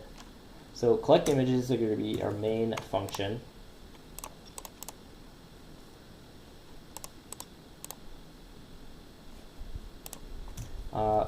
Let's define another function called def build URL, and it's going to return this for just right now, just super simple.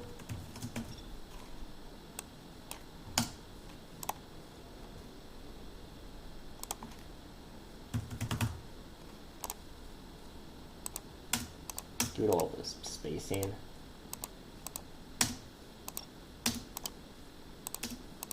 That space though. Alright. I also need this space. There you go.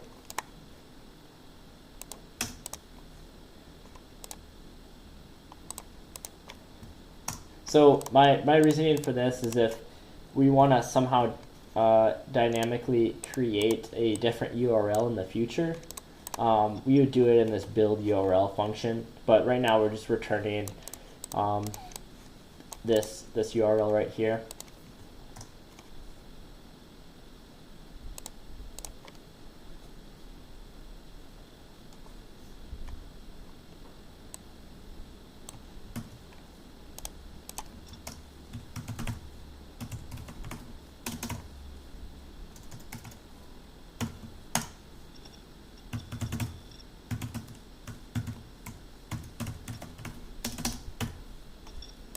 So success counter and counter up there.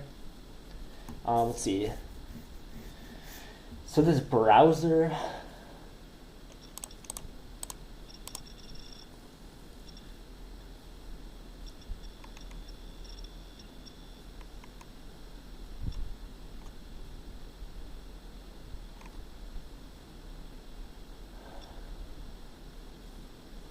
whoops.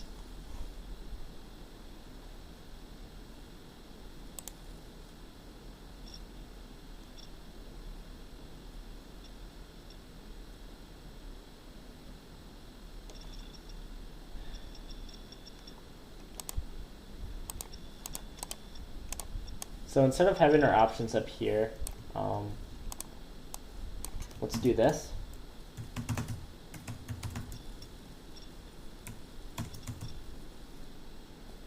We're going to have a build options method on this class. Let's be more specific and say build selenium options. Just copy this quick. And type it all out. All right. So the reason I'm doing this, or at least I'm doing it right now, is because what if? Okay. Let me do it, and then I'll explain it.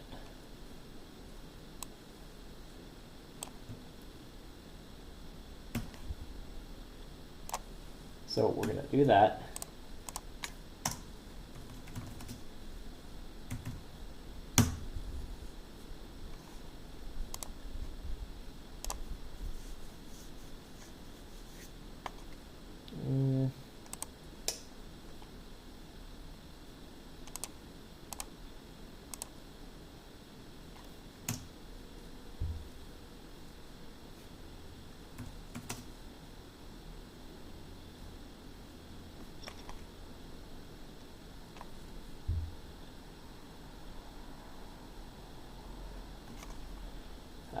And I guess I'm not going to get too in the weeds, like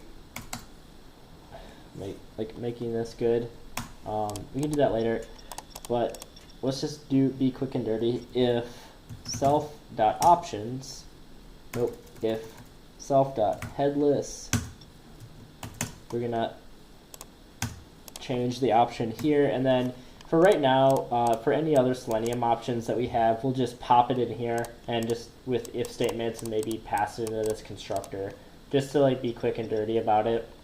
Doesn't be the perfect options manager. It's fine. Okay.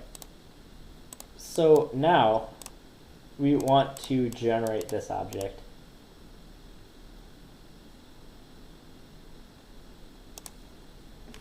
Actually, I have a better idea. Build Selenium browser. We're going to return browser down here. All right. That's way better. Okay. I shouldn't say way better. That's a bit better. So now we're building the browser here. So self.browser equals build Selenium browser. Right here. Cool. So now we have this browser object, which was equivalent to this right here. So let's take all of this.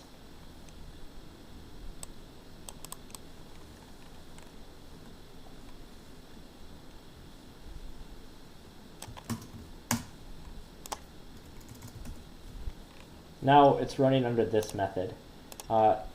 Browser is now self.browser. So self is referring to this global. You can think of this as like a global class variable, or an instance. It's an instance variable. So it's accessible everywhere on the instance. It doesn't seem to need this header. Maybe that'd be good to have in the future. I don't know. So counter is now self.counter, but we actually don't need to initialize these because they're already initialized up there.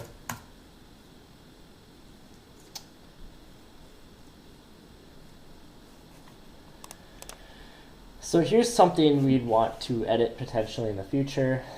Right now I'm not going to worry about it too much, but we want to be able to pipe images to certain locations.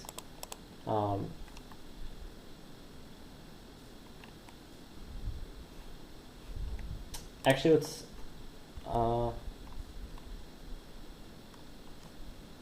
we'll take care of that in a second. I'm gonna come back to that. I'm gonna keep going down. So we can refactor this to dot counter plus equals 1, just to make it a little bit cleaner.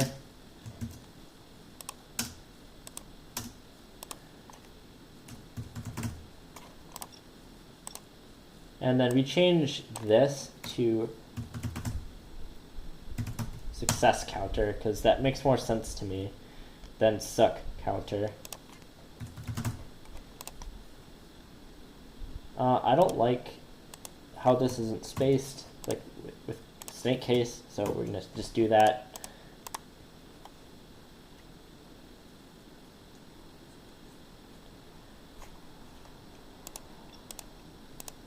Don't necessarily need to print the image to know it's working.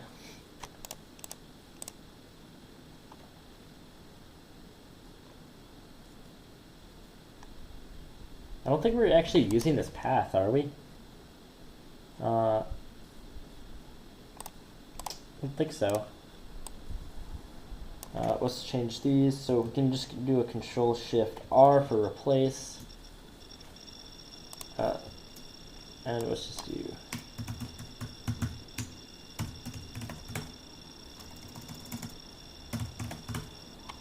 if it actually pops up here. Come on, buddy. Alright, whatever. You're done.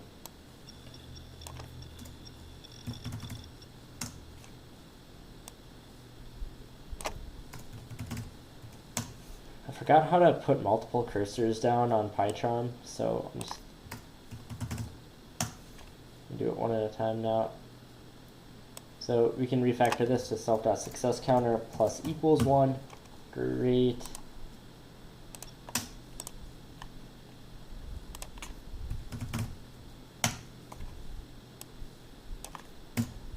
All right, self.successCounter. Then we close the browser at the end of it. Cool. So in the future, this collect images class, so this image collector is very specific for Google Images. Let's say you have another source, then we'd probably, so this class is very specific for Google Images right now. This code would not work. This collect images code would not work on a different interface. And so this image collector should probably be called Google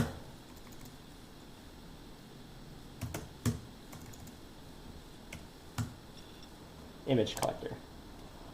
That's very specific, which is what we want. So a couple ways to handle this in the future. I spelled that wrong, didn't I? All right. So a couple ways to handle this in the future. Let's say you have another place you want to get image from other than Google, and you want to use it in the application.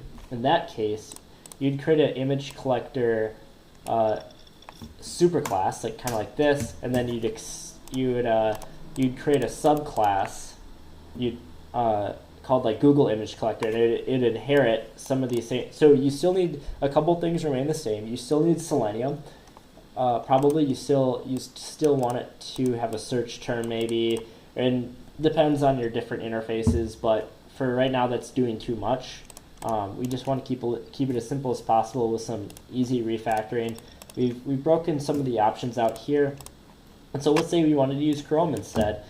We just pop this out with Chrome. Maybe you could add another option up here for like in here for selecting different browsers if we have those drivers installed. But we don't need to get I see a lot of engineers, and I'm guilty of this, is over engineering features when they don't need to be engineered, and we don't need to engineer those features right now. We're just focused on refactoring this.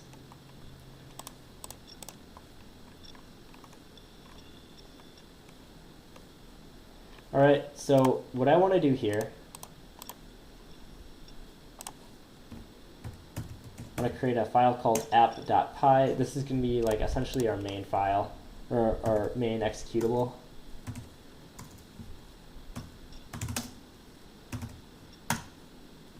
Well, let's do some more refactoring here.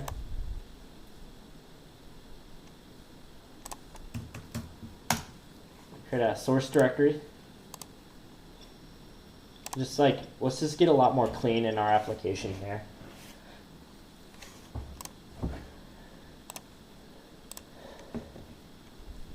And then we're just going to move these into source. Okay.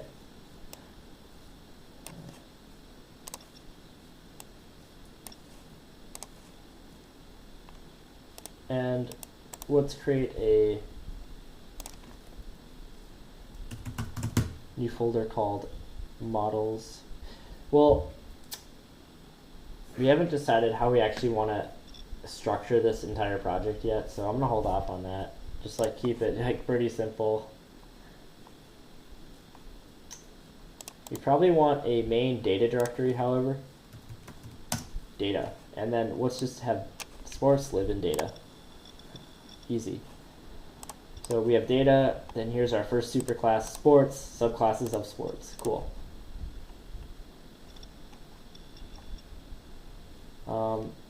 Yeah, then we just have our model binary file up here, which is okay. We'll figure that out later.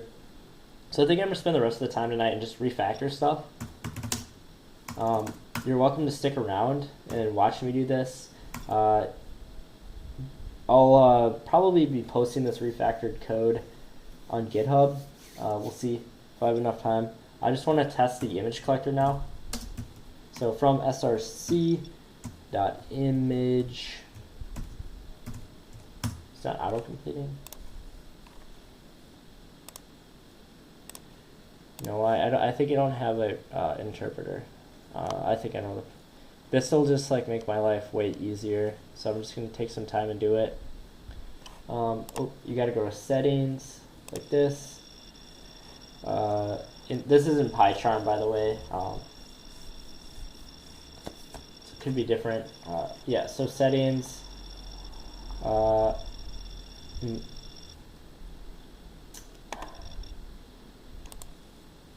No.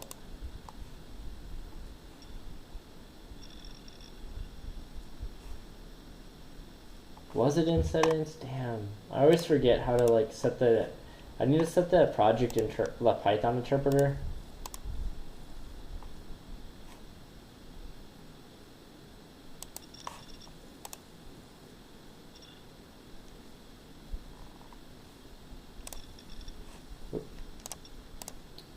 Nope. Settings. System settings? No.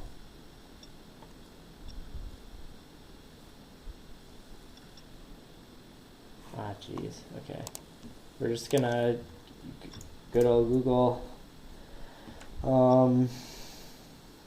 PyCharm.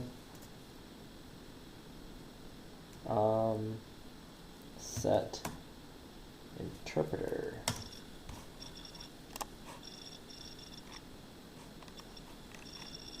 Should have done this like last video. Settings, preferences, project interpreter. Settings. Where's preferences? What was the shortcut that you gave me? Control Alt S. Control Alt S. Control Alt S. Ah. Yeah, that's the same menu I had open, buddy. If you're in the section settings, preferences, click the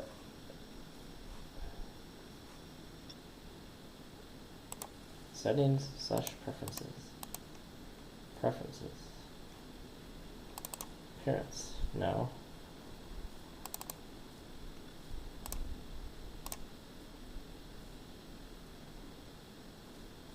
Oh.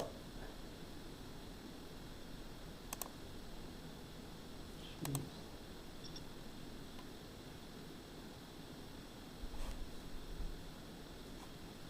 There's like there's no thing that says preferences.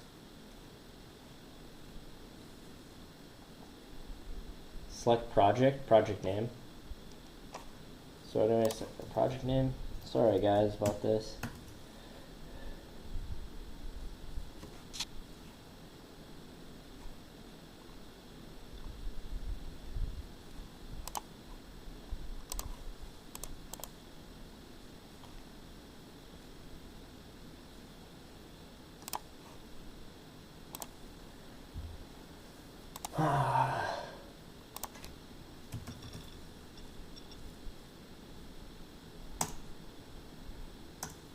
Oops, what did I do? Whoops. Whatever. Honestly, like, who cares right now? It's getting late. So, we just want to import that image collector. That Google image collector.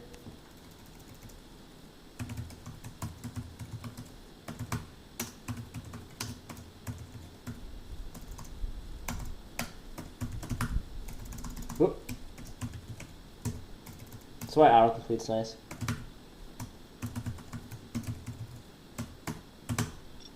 I'll fix that off camera. So let's just say G equals Google image collector. Let's try hockey. Remember, our first positional argument is search term. Headless is default set to true, so our second parameter could be false if we don't want headless. And then the save directory is something we should consider. So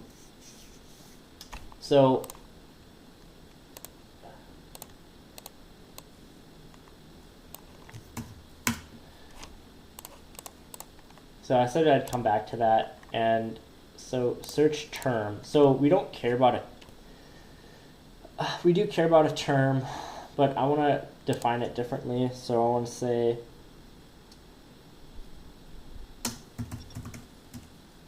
superclass, like this.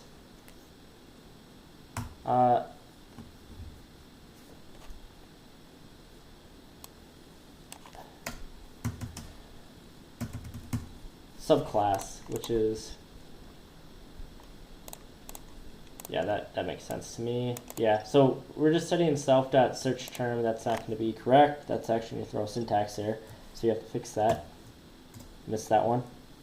There we go. Probably more syntax errors. We'll just see. So now we have a superclass, subclass. So let's call it, let's say superclass. Superclass equals sports, and let's call a subclass of hockey, like that. You get the picture. And then I don't want this persistence layer, or I don't want it like creating stuff in this collect images. So let's get rid of that. Let's build another function. Or does it actually do the same?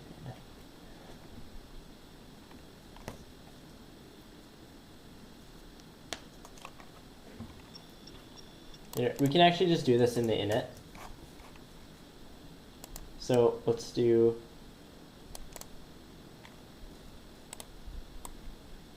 for right now, just do os.path.join data. Is our data directory, so our data directory could be a environment variable. Like we'll actually get to like making this a lot more scalable and better in the future, but os.path, oh wait, oops, we want it to be data.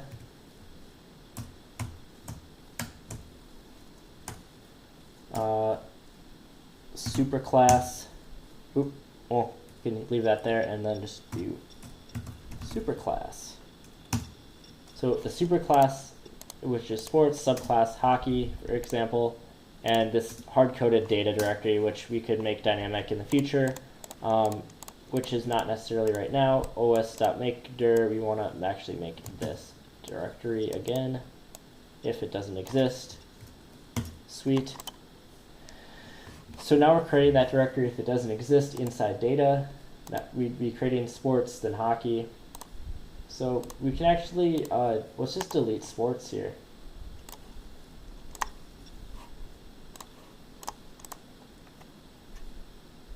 Another parameter that we could probably want to add is, let's do max images equals, let's just say, 1 for default. Like, why does that? Oh yeah, I'm missing a comment. All right, no, like just 1. Why not? Self.max images equals max images. Cool. Now let's just do some logic down here that stops it from doing stuff if the max images counter has been reached. And let's base that off of this success counter. If max self dot max images equals if self dot success counter equals self dot max images, will let us fail gracefully. How should we do that? Let's break. So we're breaking the first loop, I think. That's the first loop, right? Yeah, so we're breaking this first loop. Oh.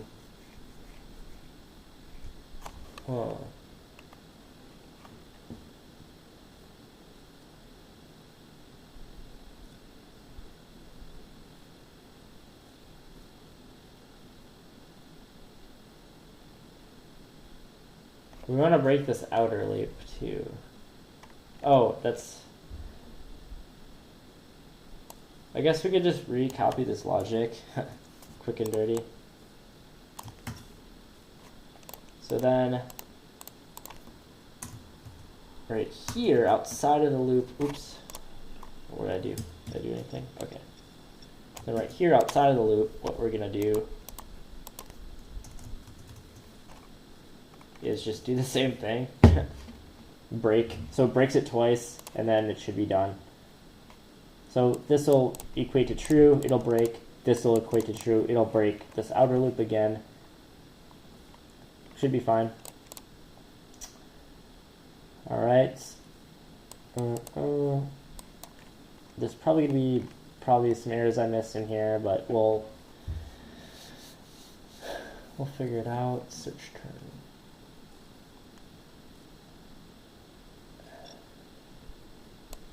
That's an error. Subclass. We want this search term to equal the subclass. Then we have max images. Let's set max images to 5. Then let's call g dot g dot collect images. And then we're going to run this main file. Oops. Typed in the wrong area. Darn it. All right. Python 3 app.py. See if it does anything. All right. Oh, you know why?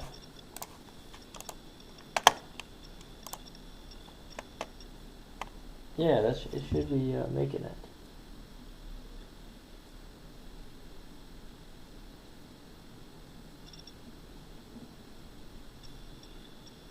All right, let's see what the issue is here. File not found error. No such file or directory. Data sports hockey. Yes, sirree. Line 20, so it's throwing it right here. It's trying to make it, but it's complaining it doesn't exist.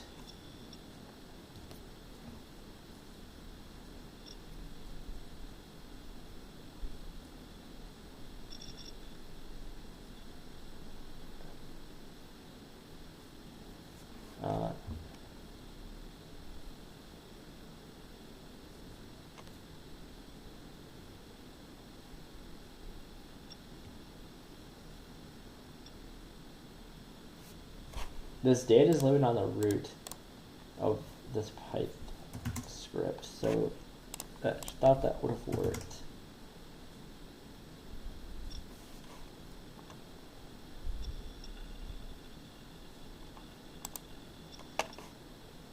Make durs. Oh, you know what? This probably needs to make durs, not make dir. Is that it? Is that it? Oh, what?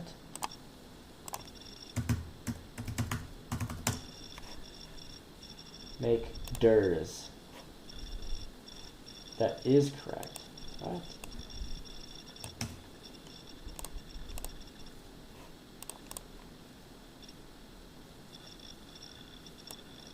Oh, mk durs. Oh, so we want to make durs, many directories, not one directory. URL is not defined. Classic.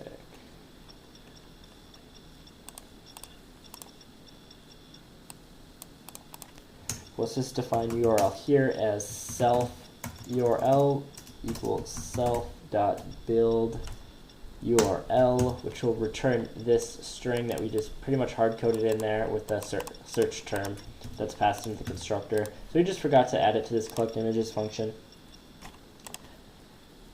Oh, am I not? go up in my history? That's weird. I guess not. No, it won't let me do anything here. Oh, there we go. We are stuck. Just checking. Browser is not defined. That's because we need a self.browser. In self.browser. Should have done a better job of going through this. I was kind of lazy. Search term. So this should be self.search term.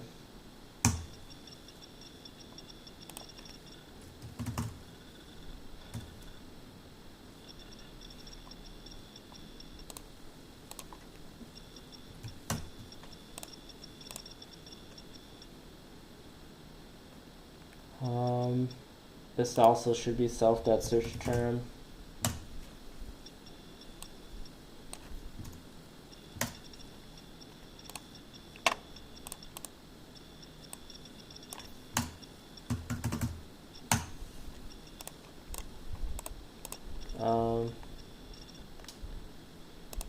Let's let her rip, see what happens.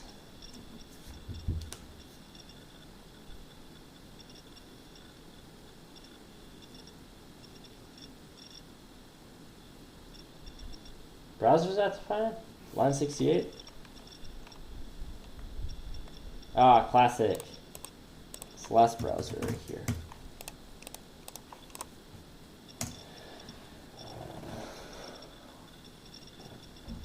Why doesn't AI just change my code for me?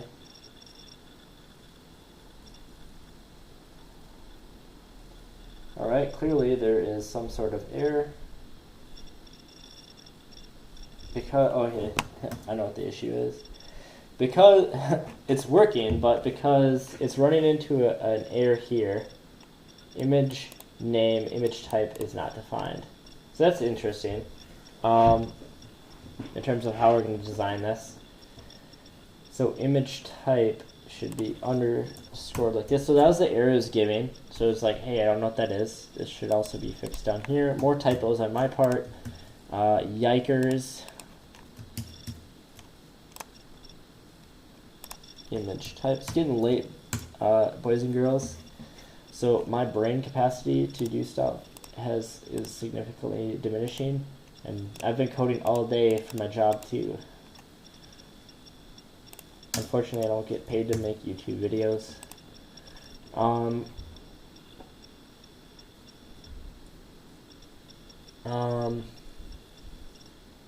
Yeah, so the issue here was there's 0 successful counts, and so the total count was rising, and it was accepting this error, can't get image.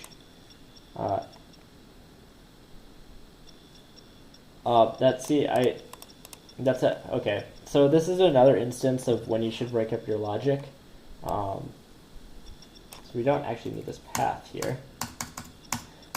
So that'd be another good way to break up our logic. So we have this huge try except clause. That's like, so there's plenty of things. Something can go wrong here. Something can go wrong here. Something can go wrong here. So we just like, so it's like, can't get image. And then here's the error, image type is not defined. It's not that it can't get the image. It's just, it's this right here, image type is not defined. Right here. So how we're gonna do that, same thing we did in the first video. So we're gonna have a try except here. Oops, what did I do? Yep, we're gonna have a try except here. So this try, oops.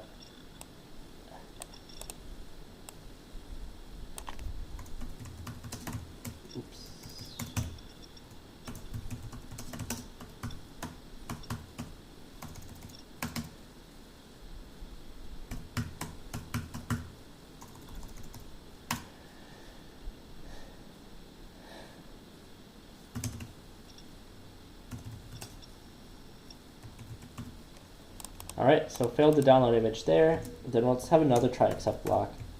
And we could break this more out in the future, but for the sake of me not getting confused, I want to do this now.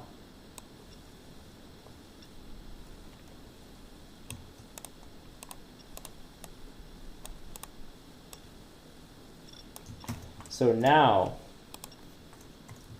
this is much better.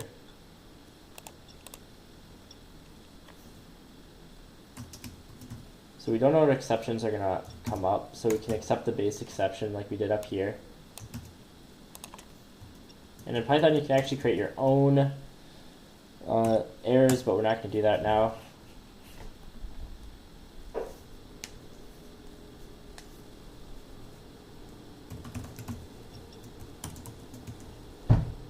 Failed persisting. I spelled that wrong. Persisting. Oh, my mouse froze. That's not good. Okay. Persisting. Oop. Failed persisting.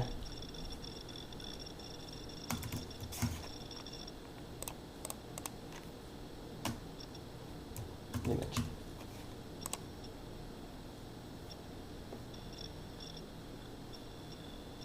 All right. So as E. So right here we've broken out our failures modes. So if we try to, so if something fails in here, it's going to say it's failed to persist the image. Oop, is this raw image going to be not defined?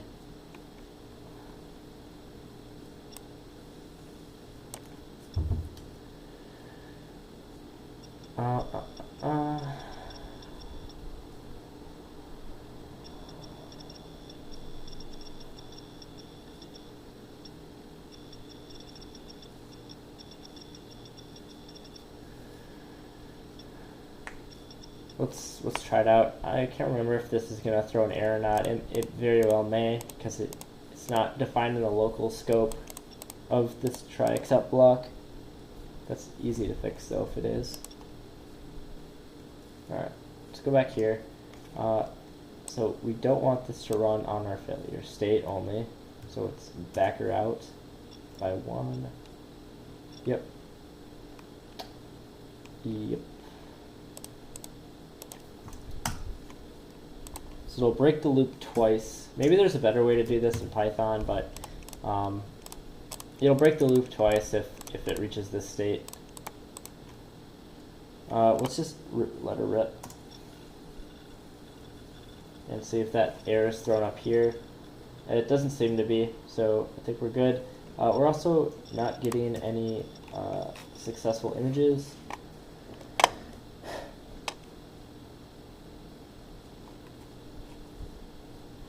No such file or directory. Oh yeah, that's no kidding. No kidding.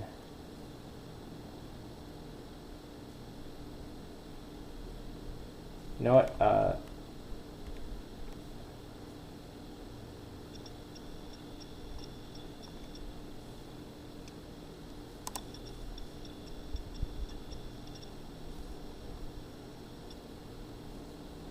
Let's do this. Well, we don't need to change that right now, but what it's trying to do is it's trying to save. Should have seen that coming. Where's it persisting? Oh yeah, so it's writing this path right here, which is going to be incorrect. So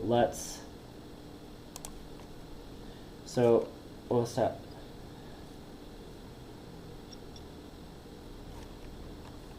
You know what, instead of just let's just do this. Self.save.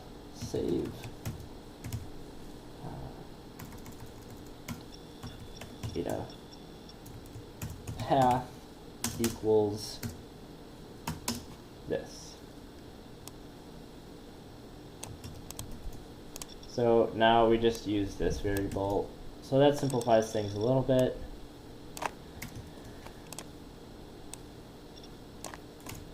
Oops.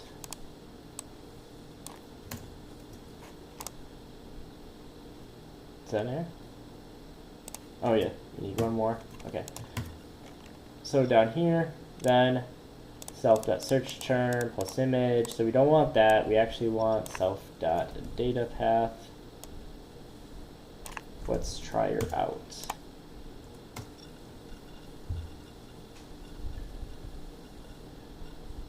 Success count 5.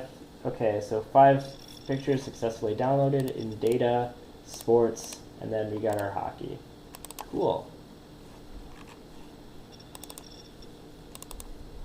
Definitely some hockey. All right, so we kind of got our system working here, our image collection system. So let's see. Trying to see if there's any other refactors that we can go through here. I mean,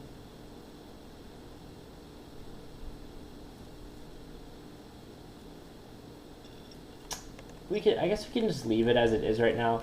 In production, we're not necessarily going to be printing out everything like this, so that's fine. We'll just leave it for now. Like, this is a good start to our class. It's much better than what we had before. It's just like a raw script.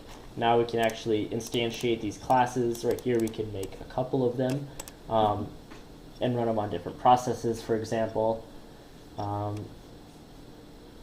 through like multi-processing. So it's like instead of running one Google image collector, we'd run 2 Google image collectors and they'd be all capturing their images, or we could run 10 Google image collectors.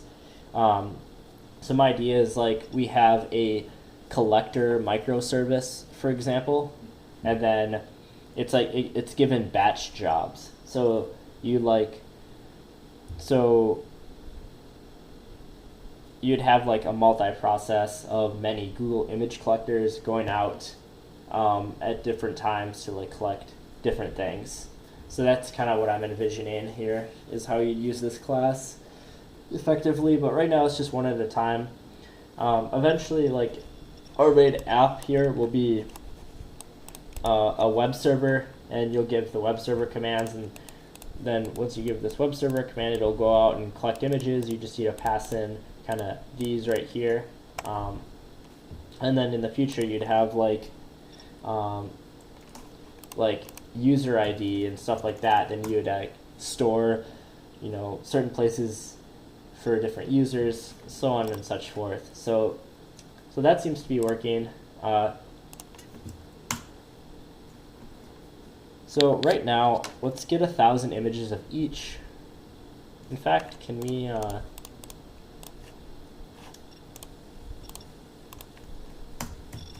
don't want to run it one at a time.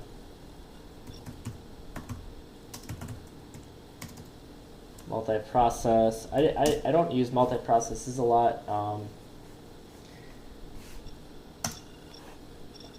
I know you can do it, and I've messed around with it a little bit. So it looks like this is a function.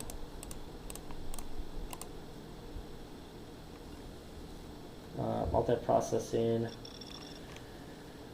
Alright,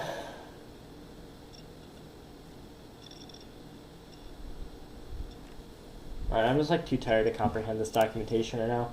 We're just gonna let it rip.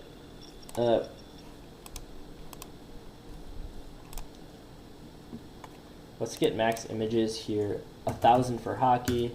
Once that's done, we'll fire up the football one. So let's let it rip again. See if it works.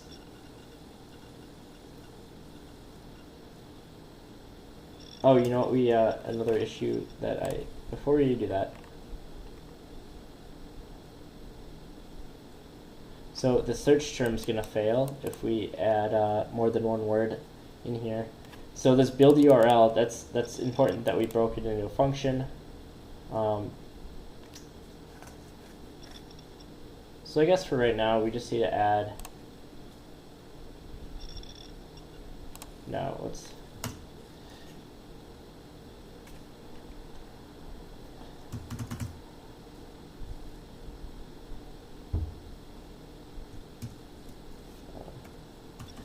do term equals search term dot split, I believe. No. Python split. Oops, I just pressing every button here. Darn it. All right. Split. I just want to make sure I'm getting the syntax right. Yep.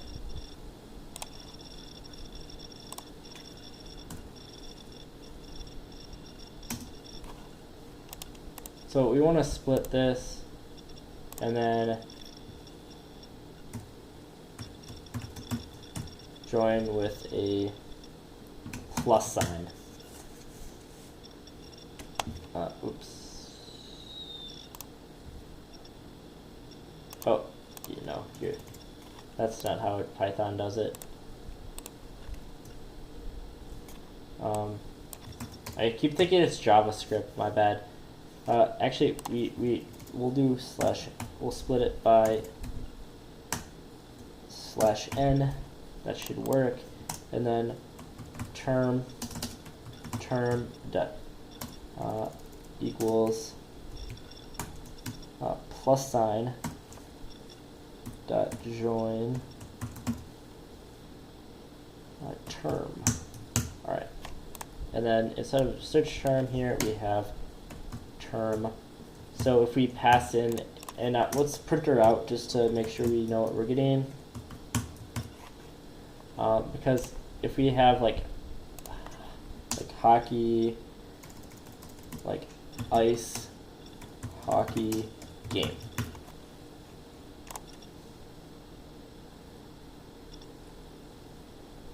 Oh, that also presents other problems for like how it creates these subdirectories. So we'll see where that fails. This is why you gotta test your code pretty thoroughly. Just a patient process of going through and seeing where it'll fail. Well, it seems like it's succeeding with ice hockey game. Oh, that's because it's self.search term. Okay, never mind.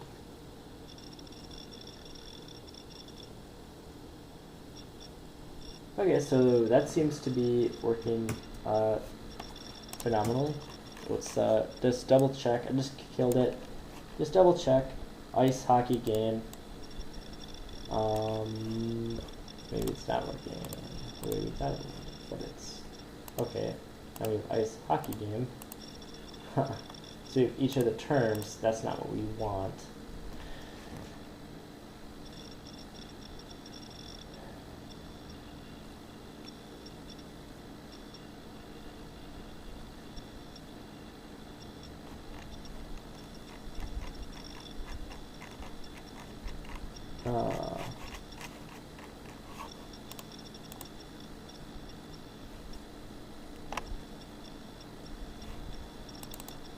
So it seems to like be getting like what we want, but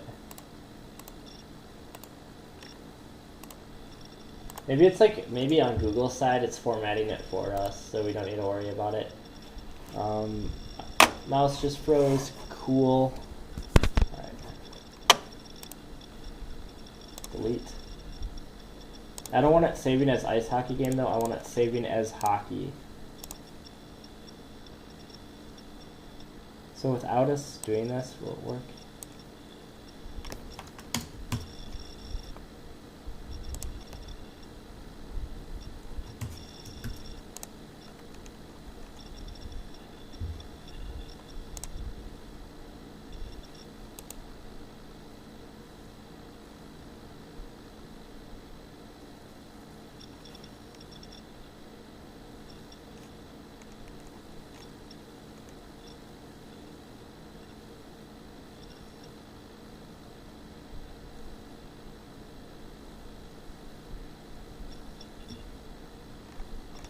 Yeah, so we don't want to save it as subclass. No, we do. That's weird. Why is it? Hold on. I think I just messed it up before. Maybe it'll just like work with having those terms not defined. Oh yeah.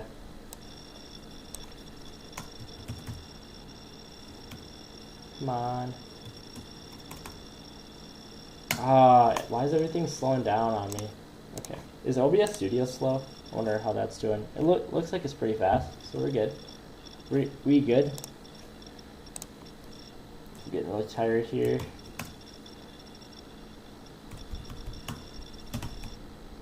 Self.search term. Cool. Maybe it will work now. Let's this is annoying. Let's do that. What is run it again? And right now I'm searching for ice hockey game, and so I'm wondering because usually when you query stuff, okay, so it looks like it's doing it regardless. It's working. So yeah, so we're telling it to get 1,000 images. OBS Studio may slow down here because of all of the images that you're getting right now. So I'm just gonna be monitoring that situation.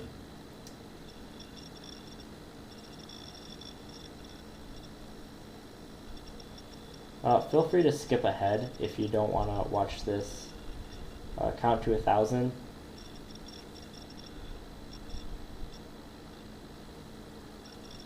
Oops, did I fuck up again? Hold on. Should be saving it in hockey, not ice hockey games.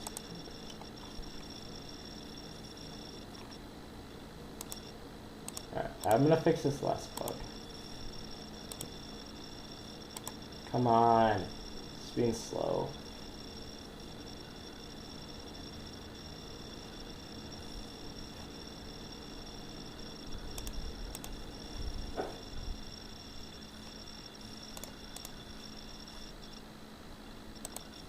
No, just go away.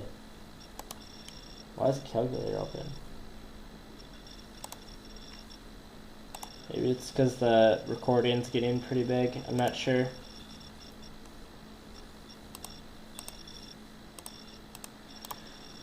Okay, let's delete this. Jeez, the slowness. Oh, come on. I know you're tired, computer, but we're almost done.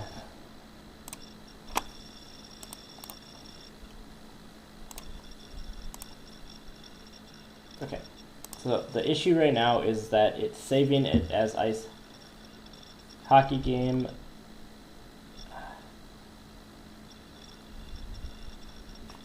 Oh, that's because that is the subclass.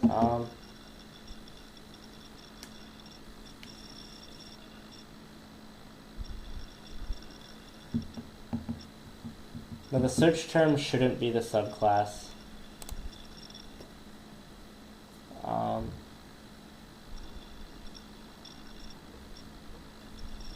So the search term should actually be completely separate. I don't know what I was thinking earlier. That does not make any sense.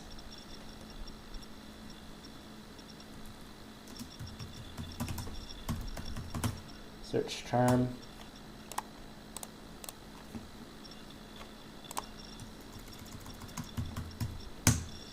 That makes way more sense. Yeah, now that makes sense. Okay. Don't know what I was thinking before. Probably wasn't. Alright. Come on! Delete that stupid directory. Alright. Oh, I need to add the search term in here. Oh, it's been so slow.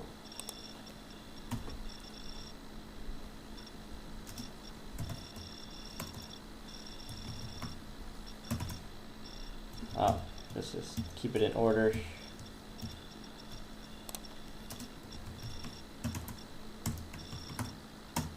Search term equals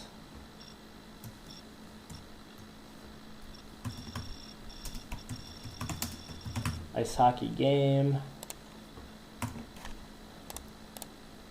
and we just want the subclass to be hockey.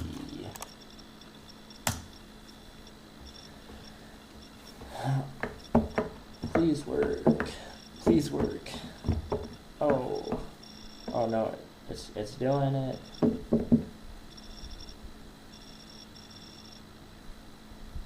Alright, that should be good. Data, sports, hockey, boom. We are good.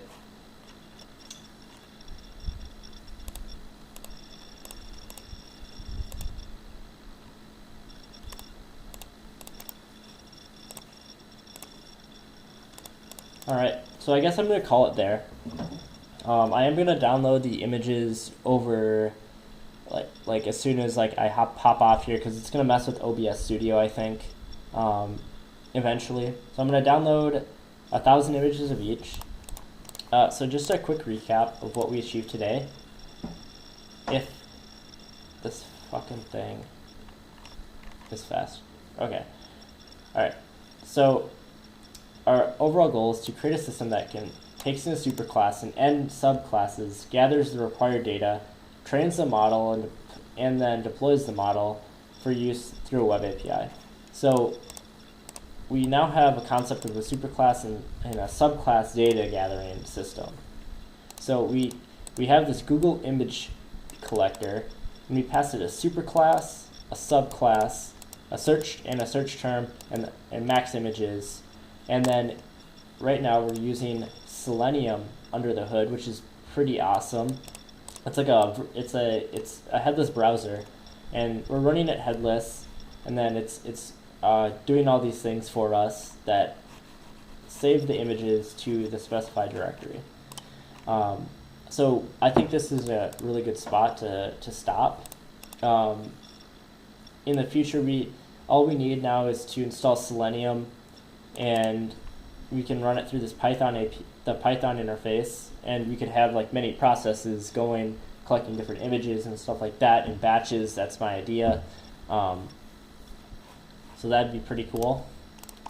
Yeah, so now we have a nice little Google Image Collector interface object right here. We just specify a superclass, a subclass, search term, which is pretty neat, and then the images that we want to collect, and I think that's pretty awesome. So looking forward to the future here.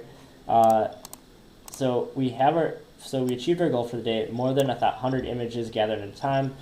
We don't know what the limit is yet because I haven't set a huge limit on it yet. And I'm not complaining because I'm confused of why it keeps collecting more and more images as well. But that's a good problem to have because we want more images. We'll debug that later, as long as we can set a max image, thing. I don't think we need to set a minimum images needed to gather, so that shouldn't be a problem. So the next step here is data pre-processing. So now that we have an interface to be able to collect all this data, let's run through the pre-processing again. So we haven't touched this file at all this video, but here's our pre-processing function.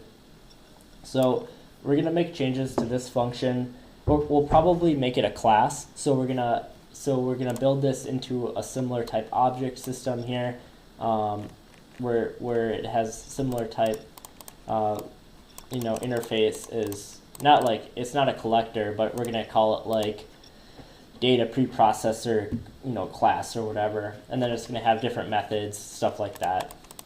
So we're gonna make it into a generator, which is key. So, and the reason making a generator is key is because we want to process the image at runtime, not all at once. Or we don't want to process the images and hold them in memory like we've been doing here. We can with small data sets, but it won't work with large data sets.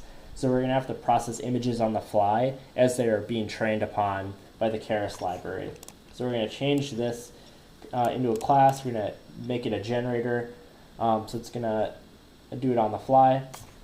We're going to implement data augmentation into the pipeline so we can augment our images on the fly as they're being created. So let's say we got, one hockey image will create maybe 10 images from that one image, with different orientations. Maybe one's grayed out, or who knows. Like, we can mess around with it in a ton of different ways. We'll build an interface for doing that in our pre-processing class. And then looking more forward to the future, we're going to go back to our training section, and we're going to implement better training for the Keras model by adding fit generator, which takes our data generator and does the same thing as it does now, except with generated batches of data. I think I'll need to research how TensorFlow uses. I think if CUDA is available, TensorFlow will try to use it, but I'm not exactly sure. But after, so after we get our, I forgot a step in here, but no, I guess I didn't. But yeah, after, like, let's get our model training efficiently with making sure we're making use of GPUs if they're available. And I really don't know what problems at scale. This is something we'll need to research as we're doing it. It's like, how do we make it like a good scalable training system? So we'll have to look that up. Finally, in our pipeline, in our kind of task list here is building out the API. I'll probably use Flask, which is a Python web server. Oh, geez, it's so slow. Oh, man. It just froze on me. Come on. I hate you. I don't know why it's so slow right now. Maybe it's because of OBS Studio's been running so long. Who knows? But yeah. So lastly, we're gonna be building that web server API, where that API will be able to control this image data collector. It'll be able to control the training process, and whatever we want it to control. And we're going to be doing that with Docker, probably in Flask. And I'm interested in looking towards a microservices architectures. How do we break our different components of our application actually into different services? I think that's pretty cool. I'm actually taking a Docker and Kubernetes online class right now, and I think that would be a perfect opportunity to actually build out like a small infrastructure of microservices. Considering that's like the right use case for it, I'm actually not sure that's like the absolute right use case, but I'm studying a lot more about software architecture and learning more, and I think that could be a pretty good use. But yeah, so that's kind of the roadmap here. So we achieved our #1 goal today. Didn't get to data processing, but we'll be doing that in our next video. Thanks so much for everybody watching this. Stay tuned for the next video. As all the YouTubers say, smash that subscribe button and like the video. I have 1 subscriber so far, and if I can get to 10, that would be super awesome. So smash that subscribe button and stay tuned for the next video. Thanks.